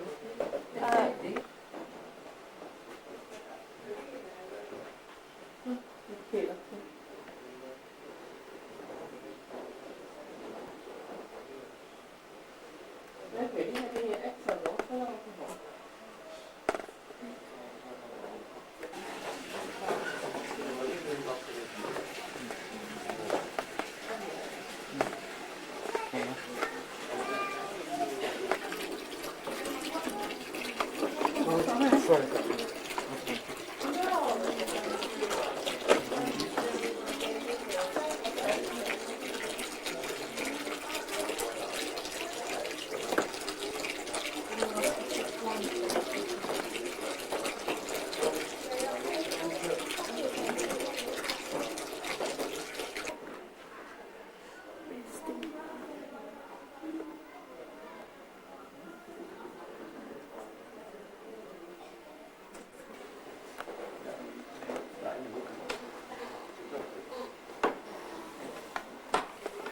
Nee, die ligt hier.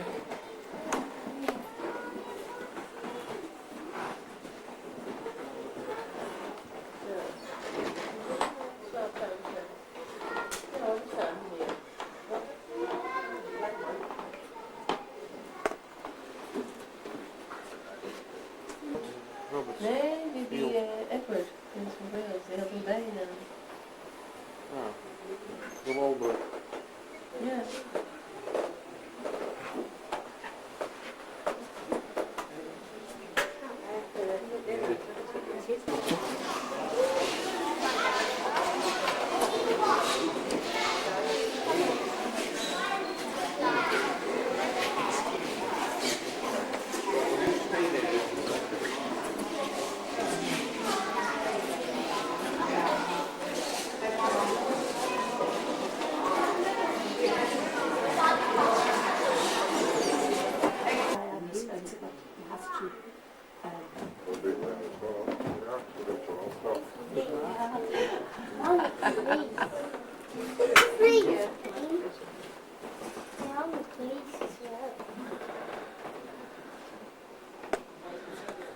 Dat is de magnitude.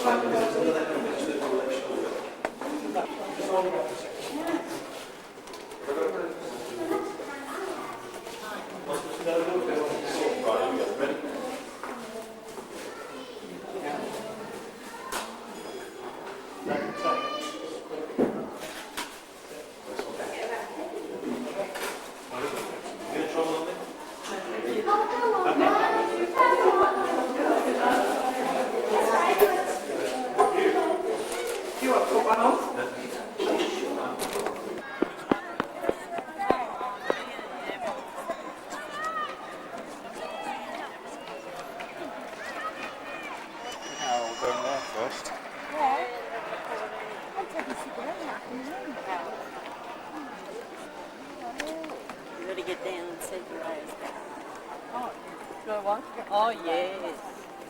Definitely.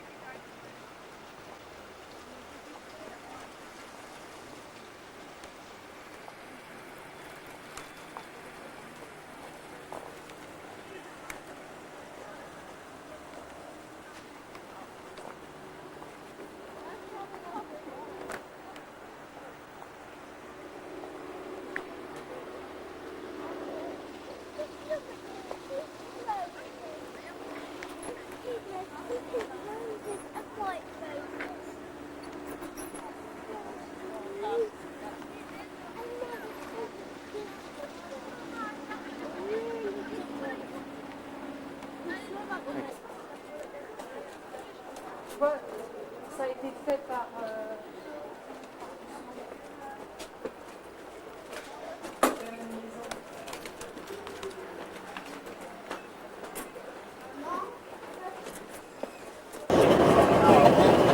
Yeah, we go to Stratford, I don't know where we go from there.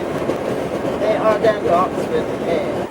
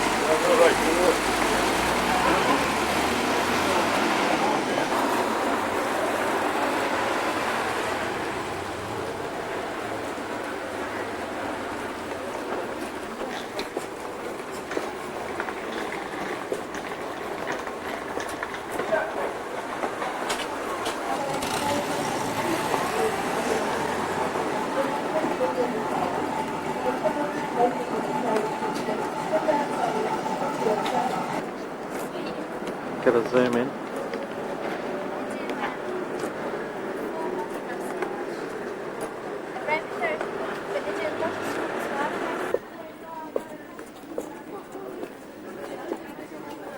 Shakespeare's birthplace.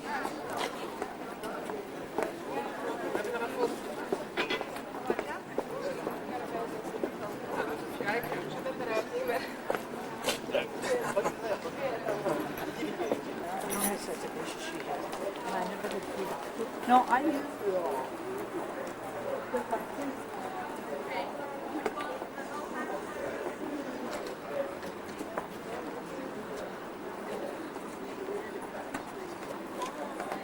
Again.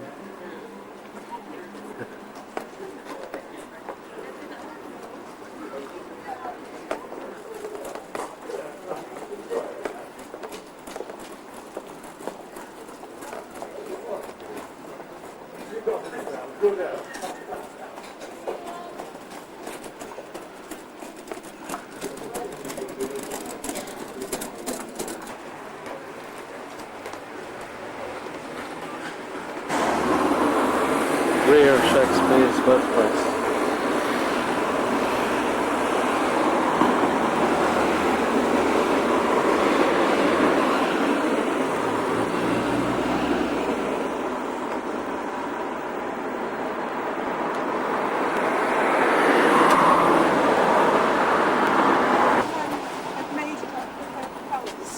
But I'll have the house.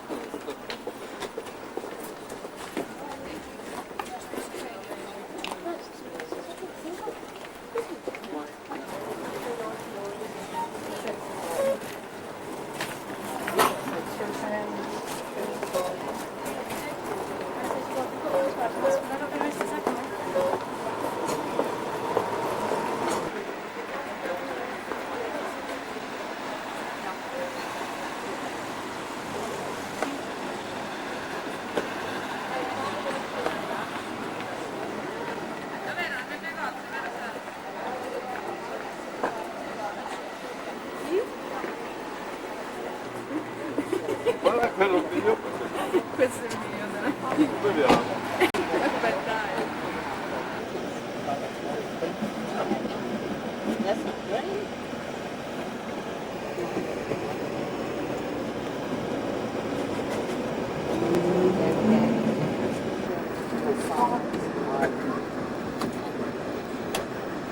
You see the Royal Theatre up to our right hand side roundabout. Now.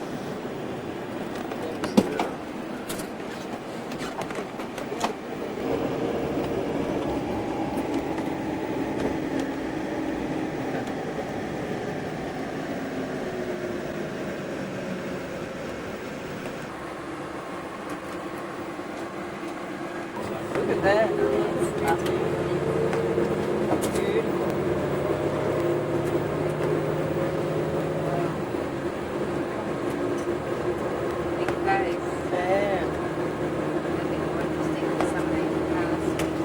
Not the bricks, but it is a stone.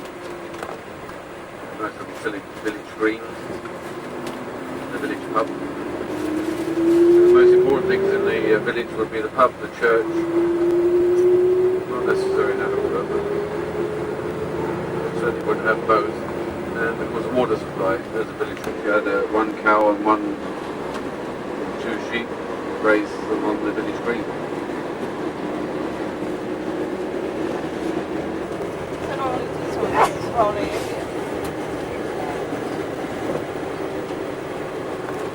At least we got another one.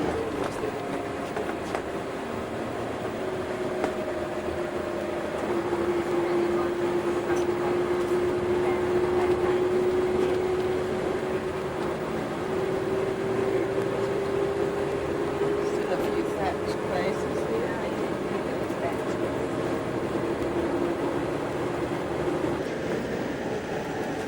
It's a thatched lich gate.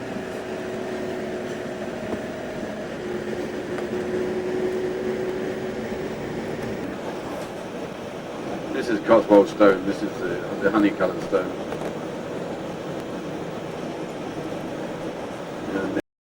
And so it keeps the cattle out of the churchyards, and also the yew trees were used for bows and arrows. Here's the Lich Gate now coming up on the right, and the gateway, room over the gateway. Right. Most of the bridges, we've not look down that side of town. Go up like that in the middle of the country.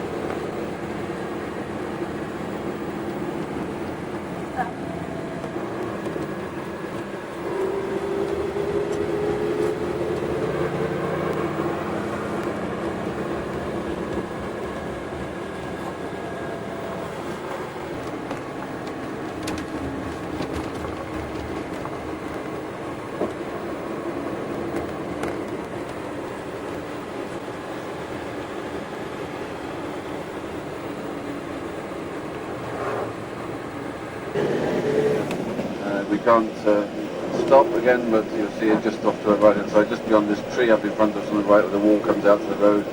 And then just beyond that, this is the side entrance that goes up to the stables. That's all you'll be seeing. Now, there's the stables on the right hand side. Looking right through the gate there. That's the stables down there. That's the stables down there. Yeah. That's quite a house. Finest placement we ever had, in fact. And as I say, we had the last day of the public mourning was for Winston Churchill in 1965, I think it was.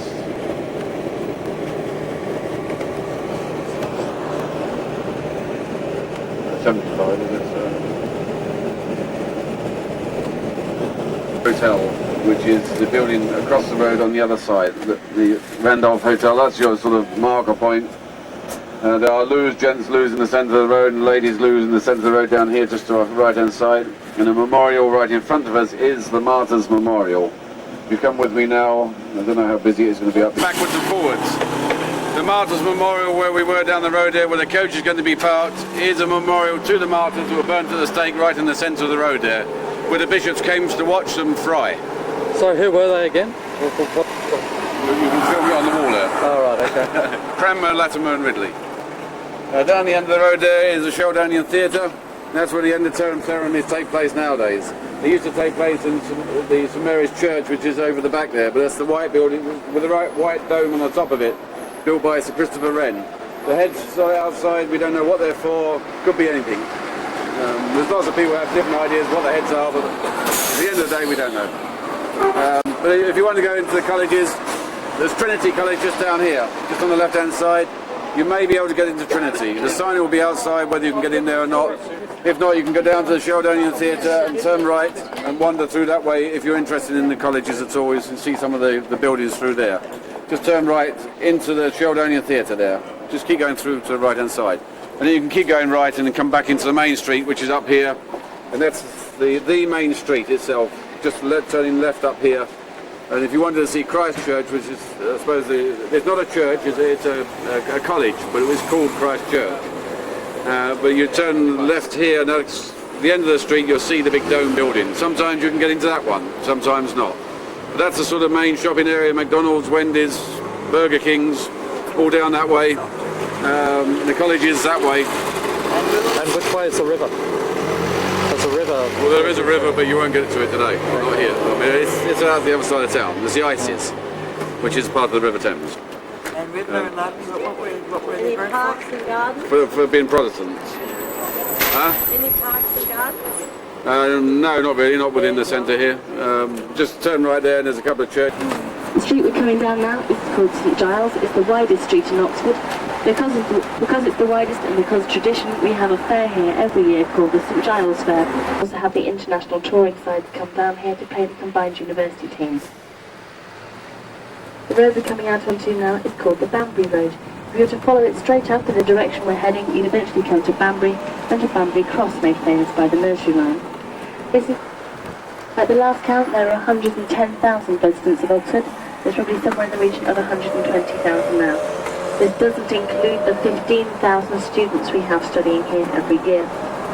10,000 of them are undergraduates, 5,000 postgraduates. And what confuses a lot of people about Oxford University is the fact that it's not all in one place. It's not on a campus.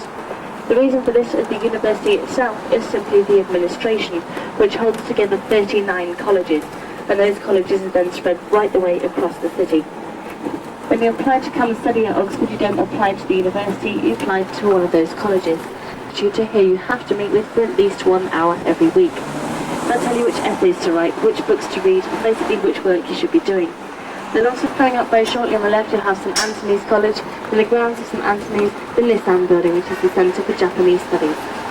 The road we're coming down now is called the Woodstock Road. The way we're heading will take us into the city centre. 8 or 10 miles north, the back of the bus will take you to Woodstock and to Blenheim Palace, the home of the Duke of Marlborough and the birthplace of Sir Winston Churchill. Just now on the left we have St Anne's College, formerly an all-female college. They were the first all-female college to admit male students. St Anne's was founded by 25 young ladies who were allowed to be educated, assessed and awarded diplomas. They weren't allowed to be awarded degrees. Women weren't awarded degrees in Oxford until 1920. Just here on the right we have the Radcliffe Infirmary, the first major hospital to be built in Oxford. It was here in 1941 that the very first dose of penicillin was administered to an Oxford policeman. And on the right now you have Somerville College. Like St Anne's, formerly an all-female college, they started to admit male students last year. Two of the more famous graduates from Somerville include Indira Gandhi and Margaret Thatcher, who graduated with a second-class chemistry degree in 1954. Just down on the right now you can see a big red door, which is number 37 St Giles. It's behind that door that the very first Oxford English Dictionary was completed. If you want to take home a copy of the most recently completed dictionary, the full version will cost you somewhere in the region of £1,000. Down on the right now you can see a little yellow pub called the Eagle and Child, known locally as the Bird and Baby. It was in there on Tuesday afternoons that the literary group who called themselves the Inklings used to meet. They included C.S. Lewis with the Narnia stories and J.R.R. Tolkien, who wrote The Hobbit. They used to sit in there and discuss their work over a quiet drink. So straight ahead of us again we can see the Martyrs Memorial, and from here you can probably see why some people in Oxford tell you it's inspired to an underground cathedral. Don't listen to them, they're lying. There's no such thing as an underground cathedral. They'll also tell you the stairs you pass just there on the right will take you to that cathedral, then in fact you take you to the underground public toilet from St Giles. On the left now you have the Randolph Hotel, one of the more expensive hotels in Oxford. If you look up toward the top you notice that as you go up the windows get smaller. That's representative of the room prices. When the hotel was first opened there was no such thing as lifts and escalators, and they had to climb the stairs to your room. The less you paid for your room, the more stairs you climbed, the smaller room you got, and the smaller window you got, so those are the cheapest rooms at the top of the hotel there. Opposite the Randolph on the right, we've got the Ashmolean Museum. It was formerly the University Museum, and it's to here that the Ashmole collection is, and the two largest the building that's now the Museum in the History of Science on Broad Street.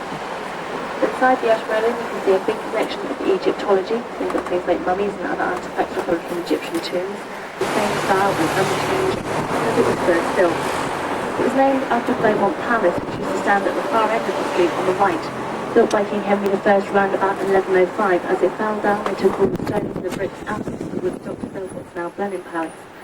Some people say that King John I and King Richard the Lionheart were both born there. The college on the right now is called Worcester College, formerly known as Gloucester Hall. It was in here in the 13th century for Benedictine monks used to teach. If you look back through a gap on the right there, you can see some of their old houses. If you compare the age and the style of that accommodation to that of the 1960s at the end on the right here, you can see how much change it is in those rooms. While we're talking of changes, we have a beautiful big concrete car park on the right, which was formerly the Oxford Canal Basin. Oxford Canal was completed in 1791 and it meant that coal could get to Oxford a lot more quickly, and previously it had to be shipped out to London in order to come to Oxford via the Channel. On the left now you have Tidmarsh Lane and at the far end St George's Tower. The first part of Oxford Castle was built in stone in 1076 and one of the last stone parts remaining. The walls at the bottom of St George's Tower are 9 feet thick, so in 1076 that gunpowder it would have been impossible to penetrate. The street we're coming down now is called Park End Street, where you'll find a lot of antique centres and second-hand bookshops. At the far end of Park End Street, on the left there, you'll be able to see the Oxford Antique Centre that's known as the Jam Factory. It's called the Jam Factory as that's where Frank Cooper used to manufacture his thick-cut Oxford marmalade. He decided to manufacture it after his wife made £46 too much by accident in the kitchen sink. I don't know how you make £46 of marmalade by accident, it's beyond me, but she managed it, and it proved so popular when they sold it in their little shop on the high street, they decided it needed to be manufactured on a much larger scale. As well as jams and marmalades, they also made horseradish sauce here. If you're familiar with horseradishes, you'll know that when you chop them, they have very much the same effect as an onion, in that they make you cry. They were used as punishment. Any of the girls that arrived late in the mornings would be put on horseradish chopping duty for the whole day. So if you came out here at the end of the day, you'd see quite a few girls with big puffy red eyes and tears streaming down their faces, and they were the ones who were never ever going to be late again. You see now, as it's antiquated, they don't make jam or marmalade or horseradish sauce here anymore. Now traditional thick-cut Oxford marmalade is made in Edinburgh in Scotland. The Oxford railway station, and Oxford didn't get its railway station until about 15 years after the rest of the cities in Britain. This is because the Chancellor of the University, the Duke of Wellington, didn't want all the common folk coming up from London to Oxford. Likewise, the Duke was going down to London and partying and forgetting all about their studies, so he had very strong objections to the railway station. Once we did get the station, if you came up here to get a train from Oxford to London, that journey would have taken you 8 hours. Alternatively, you could have taken a stagecoach from the Mitre Inn on High Street, which only would have taken you 6. So you're just going to be waiting here for a couple of minutes. Do feel free to stay with us or hop off if you want to. But don't forget you can keep hopping on and off the buses all day long. They're running approximately every 10 or 15 minutes, and the last complete tour leaves the railway station at 6:30 this evening. It was to this area in the mid-13th century that all the monks and the friars came to live to teach. The first to arrive here were the Dominicans. They came here in 1221. They were also known as the Black Friars. This was 6 years before the most important to come here, who were the Grey Friars, also known as Franciscans, because they were the followers of St. Francis of Assisi. They brought with them subjects like philosophy and theology, and people like Friar Bacon, who came up with the ideas for the lighting and air machine and for the magnifying glass. But these were such revolutionary ideas at the time, he was immediately thrown into jail. Lying area of the city, close to the river, it was incredibly prone to flooding. That's why the land around here was so cheap and why the Grey Friars lived here. Before they built the car park and all the way, they excavated all the land and they found lots of old housing foundations and animal remains and bones to prove people were living here, and they were the Grey Friars. So the street we're travelling down now is named Old Grey Friars Street after them. When we come out on the other side of the car park, if you look out to the right, you'll be able to see a building with 2 big tall masts on the top. It's the old station. It was opened in 1984 by the Olympic skater Robin Cousins, the poetry of the City South Ice Rink. The area on which the ice rink stands is called the Ox Pens, and it was here up until the mid-1970s that you would have found all the cattle markets for the city. There would have been an enormous amount of trade going on down at that end, as there would have been up at this end, as this is where all the river trade would have taken place. We're very close to the river at the moment, so the whole area around here would have been filled with wharfhouses and warehouses. So the cattle markets and the river trade, this is an enormous general trade area for the city. The building just here on the right is Telecom House, and there you'll find the British Telecom Museum, which will tell you all about the history of the telephone from its invention right up to the present day. Admission into that museum is absolutely free, but you do have to phone up in advance to be allowed in. So depending on how long they keep you on the phone, that's how much you're paying for your admission price. At the end of Seabold Street here on the right, we've got the Oxford Crown and County Court, and before it was used as a court, it was used as the showroom for William Morris's car that he manufactured in Cowley. And if you're familiar with the Inspector Morse series on television, you might recognise the building just on the left here. This is the St Aldate's police station where Inspector Morse and Sergeant Lewis will base a lot of their investigations. Straight ahead of us we have Folly Bridge, and this crosses over the River Isis. The Isis is exactly the same river as the Thames, but it comes from the Latin name, the Thamesis. As the Thames comes through, Oxford will take the second half of that Latin name, the Isis, so it becomes specifically our own part of the river. It's on the Isis every year that we have the intercollegiate boat races, which are called the Bunce races. The river isn't actually wide enough to line the boats up side by side, so they have to line them up one behind the other. And when the fastest gun goes, we have to row like fury to try and catch up with the boat in front. If you manage to do that, they bump it, which is why they're called Bunce races, and the Bunce boat is out for the rest of the race. It isn't open to begin until the next day, so it's out one position back. The races last for a week. There are 12 divisions with 8 boats in each. The winner of the race is called the head of the river. This is the boat who, at the end of the week, is in first place in the first division. What the students used to do on being declared head of the river was to take the boat back to College Quad and to burn it there. They can't do that for two reasons now. The first reason is the quality of the accommodation centres. So the fire going out of hand would be incredibly dangerous. The second reason they don't blow the boats now is that they're now made of fiberglass and cost between £20,000 and £25,000 each. So it gets to be just a little bit of a waste of money. What they sometimes do instead is to take an old wooden boat out into the middle of the field and burn it there in memory of the tradition. As we come around the corner, if you look down to the left, you'll be able to see a little red sign that says Alice's Shop or the Old Sheep Shop. If you know your Alice in Wonderland stories, you might know that Alice was a real little girl. Her name was Alice Liddell, and it was in this shop that she used to buy her favourite barley sugar sweets. She bought them from a lady who was said to resemble an old sheep, and you'll find that old sheep as a character in the Alice in Wonderland story. And Alice Liddell was the daughter of Dean Liddell, who was Dean of the college on the right, which is Christchurch. Also here is a mathematics don called Charles Ludwig Dodgson. You probably know him a little bit better by his pen name, Lewis Carroll, and he wrote the Alice stories. Queen Victoria was so taken with the Alice in Wonderland stories that she wrote to Charles Dodgson and asked him to immediately send her a copy of the most recent book that he'd written. She was deeply disappointed when she ended up with a mathematics book. On the right is called Tom Car. His name is after a bell under the top called Great Tom. But Tom weighs more than his bus when it's full of people, so imagine how much more to him. He's run 101 times at 5 past 9 every night. The first 100 is the original number of students that were studying here, and the extra 1 is because it was a courtesy dance from one of the ones their room. The bell is rung at 5 past 9 because I worked out here that Old City is 5 minutes west of the Greenwich Meridian. But when it's 9 o'clock in Oxford, it's 5 minutes past 9 in Greenwich, and everywhere else that runs to Greenwich Mean Time. A lot of the things that take place at Christchurch are 5 minutes later than you might expect. So inside a gateway here, and on the other side of the walls you have Tom Quad. That's the largest quadrangle of any of the colleges in Oxford. It isn't actually the largest in Britain, it is the largest of the Trinity College in Cambridge. And that quad is only about an inch and a quarter bigger than ours, but they won't be sympathetic.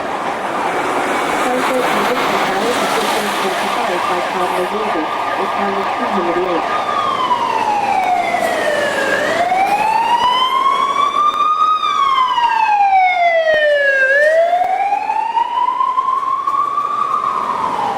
What was then known as Cardinal College, whereas the Thatcher Wolsey on the side of Tom Tower on the right.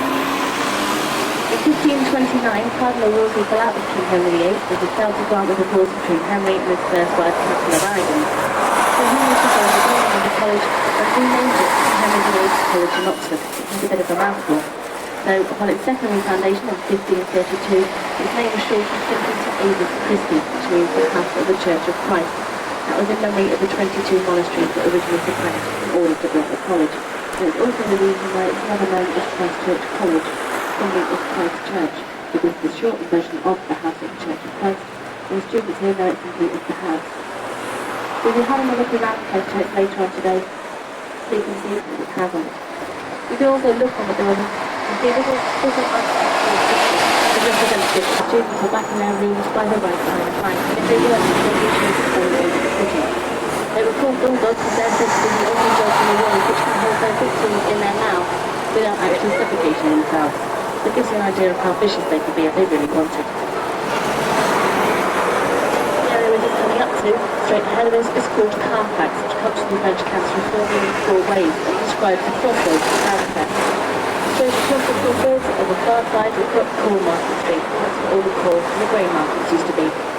Down to the left you've got Queen Street, formerly known as Butcher's Road, where all the meat markets used to be. The street we're on now is called St Aldgate, formerly known as Fish Street, where all the fish markets used to be. Between these 3 streets you've got the main market city of Oxford. On the left here you have the Abbey National Bank. 600 years ago it was the site of the Swindle Stock Tavern, but it was in here that the St Scholastica Day riot started. This was 3 days of riots where 63 students were killed.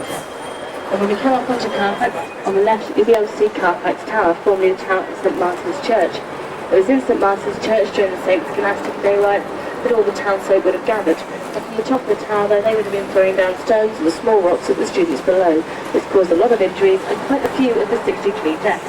So in the end it was decided it would be an awful lot safer if the tower weren't so high. So Carfax Tower, as you see it now, is 20 feet shorter than it would have been at that time. The street we're coming down now is called the High Street. Just here on the left in front of the traffic lights you've got the Mitre Inn. It was formerly a coaching inn, it's now a Beach Beater restaurant, and it was from here that 200 coaches used to leave every day and travel up in this direction towards London. On the left now you have what was formerly All Saints Church, it's now been deconsecrated and is used as the library for Lincoln College. And the college on the left now is Gravesend College, named after the brass sanctuary door knocker that used to adorn the front door. If you tapped on that knocker you'd be given 40 days to 49 sanctuary from whatever it was you've been hiding. On the left now we have the University Church of St Mary the Virgin. It was in here before the Sheldonian Theatre was built that degrees were awarded to students, but they had to build the Sheldonian Theatre as degree ceremonies were getting far too rowdy to be held in the church. On the left now you have quite an unusual college. It's called All Souls College and it doesn't have any students. There are no undergraduate students, no postgraduate students, just fellows, 72 of them. But when you're invited, you'll still have to write an essay, a 3-hour essay on a one-word subject. Essays aren't very nice at the best of times, especially not when they have to last for 3 hours. When you've only got one word to write about, it gets a little bit more difficult. Next time you've got 3 hours to spare, sit down with a piece of paper and a pen and try writing your essay on the word green. That was one of the most recent essay titles that they had. You'll be able to appreciate then how difficult it is to become a fellow natural souls. The college on our left here is called the Queen's College. It was founded by Robert Eaglesfield, who is the chaplain to Queen Philippa. And who also at Oxford University. Some of the famous people that studied here include Chris Christopherson, Bob Hawke, Bill Clinton, who never finished his degree, and the poet Percy Bysshe Shelley. Shelley was quite a character. He used to get up all sorts of tricks. He was the man who, in a very, very Christian city, wrote a pamphlet called The Necessity of Atheism, for which he was sent down. He electrified his door handles, but if anyone tried to get into his room where he didn't want them to, it was a bit of a nasty shock. He sailed lots of the wind out is called the plain, and this means a wide open space in the centre of a built-up area. There are 3 main roads that lead up to the place. The first hill on the left is called St Clement, that will take you up into Headington, to up to the Second University Oxford Bridge, which was formerly the Oxford Polytechnic, and then out onto the London Road. The middle road is called the Cowley Road, which will take you to the site of the very first Morris Car Works. The third road on the far side, the Iffley Road, will take you down to the Iffley Road running track where Roger Bannister broke the 4-minute mile. If you look up to the right now, you can see a tree absolutely covered in mistletoe. Because of that, mistletoe is known as the kissing tree. And it stands outside the building, which is down there on the left, with the blue shutters. The Hillsborough College is the only all-female college left within the university. Previously, other all-female colleges included St Anne's and Somerville, but they've both now started to admit men. As well as being the only all-female college left, St Hilda's is also the only single-sex college left within the university, as there are no male colleges. Look down to the left of the others in the Botanic Gardens. And there we have a plant called the century plant, which only flowers once every 100 years. Unfortunately we missed it because it flowers for 2 weeks last July. The Botanic Gardens is formerly the Jewish cemetery. As Oxford was a very Christian city, they believed Jews were buried outside these walls. The Rose Lane, which runs down on the left there, was formerly known as Dead Man's Walk, because that's where all the funeral processions used to come through. So straight ahead of us again we can see the High Street, the curve for which is famous, and the Queen's College on that curve. And don't forget your vermiculated rustication, which you have to tell your friends about. If you look to the left now, here is the Yellow Hotel, called the Eastgate Hotel, marks the original east entrance into the city. The street we're coming down now is called Longmore Street, and this isn't named, as many people will tell you, after the wall here on the right. This is only a physical wall, and it's the boundary wall for Magdalen College, and there are deer park in the grounds there. Longmore Street is actually named after the old city wall, which used to go right the way around the city of Oxford. It's dated around about 1190, and hopefully as we come up to the corner here, Ray's going to slow down for us. Thank you, Ray. If you're downstairs, you can look through the gates on the left, and upstairs you can look over the wall on the left and see the old city wall of the grounds of New College. It's their job to see that it's looked after, and once a year they'll get someone to walk along the top. If anything falls off, they'll spend some money. If nothing falls off, they won't bother until next year. On the left here we've got the Longmore Garage where William Morris made his first motor car. When he first started out at the age of 13, it was making and mending missionary bicycles. As he grew up and as his business grew up, he turned to making cars. And in the 1930s and 40s, he was employing some 30,000 men in his workshop at Cowley. A lot of people know MG cars, but don't know what the MG stands for. It's actually Morris Garages that were first here in Oxford. At the far end of St Cross Road, as we come round the corner, you'll be able to see the St Cross Church. And on the side there, you can see a sundial, which is actually quite unusual for a church clock, because it's parish church we usually provide the time for the whole of the parish, and having one clock on each face of the church tower. But obviously with the sundial it's then have that on one side where it's essentially the light in the right direction. If you go into the graveyard of St. Cross Church, you'll be able to see the grave of Kenneth Graham. It all gets wooden to the road. Either side of us now we've got college playing fields. Sports are incredibly important to the university, to a lot of the university students. So each of the colleges has its own set of playing fields, but most of them are actually outside the boundaries of the old city. The building on the left here is the Department of Zoology and Experimental Psychology, designed by Sir Leslie Martin to resemble an ocean liner and sail. There have been a lot of comments passed about it since it was first built, but it did win 2 awards. The first was for its architecture, the second was from a concrete society.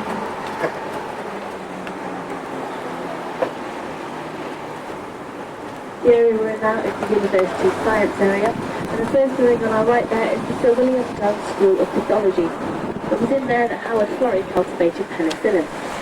After its discovery by Sir Alexander Fleming, it was decided that it needed to be grown and refined so it could be used in treatment, and that's where that work was carried out. So unfortunately, as it was wartime, it wasn't a very well-funded project, so when they ran out of culture plates, they had to turn to using hospital bedpans to grow the penicillin in. Just make sure you bear that in mind when you're training the doctor. Ahead of us there on the left you can see a big green dome that's on top of Rhodes House. That's the administration centre for Rhodes Scholarships. They were set up by Sir Cecil Rhodes, who made his fortune mining in Africa. They're awarded to 70 students every year. If you want to become a Rhodes Scholar, you first of all have to be from America, Germany or from a Commonwealth country. You have to be under 25 years of age and you have to be unmarried. If you're married during your time here, you'll be stripped of your scholarship and sent straight back home again. Two of the more famous scholars we had here were Bob Hawke and Bill Clinton.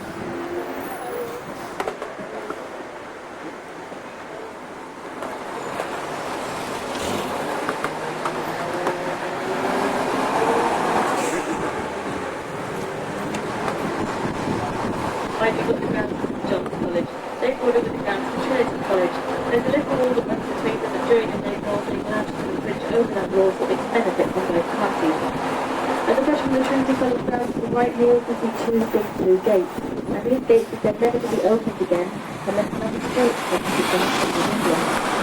But they don't actually have to open those gates, when they're trying to get the marquees in and out for the May balls, they'll take the gates off the hinges. They'll let everything in, and they'll put them back on again. The gates themselves always remain firmly fixed shut. So on the right here we've got the new Bodleian Library, built in 1939. It's linked to the old Bodleian Library by an underground tunnel conveyor system. The idea of that conveyor system is that you can get books quickly from one library to the other. If you don't actually try it, you'll find out it takes about 3 or 4 days to get from one library to the other. The Bodleian Library, both new and old, is a copyright library, which means you can charge a copy of everything published and written absolutely free of charge. Obviously there's far too much for them to take everything, so once a week a big lorry load will come along and someone then has the job of sifting through absolutely every single thing in there to decide which they think will be relevant for students in the future. One example of such relevant material includes every single copy of the Eagle comic that have been printed.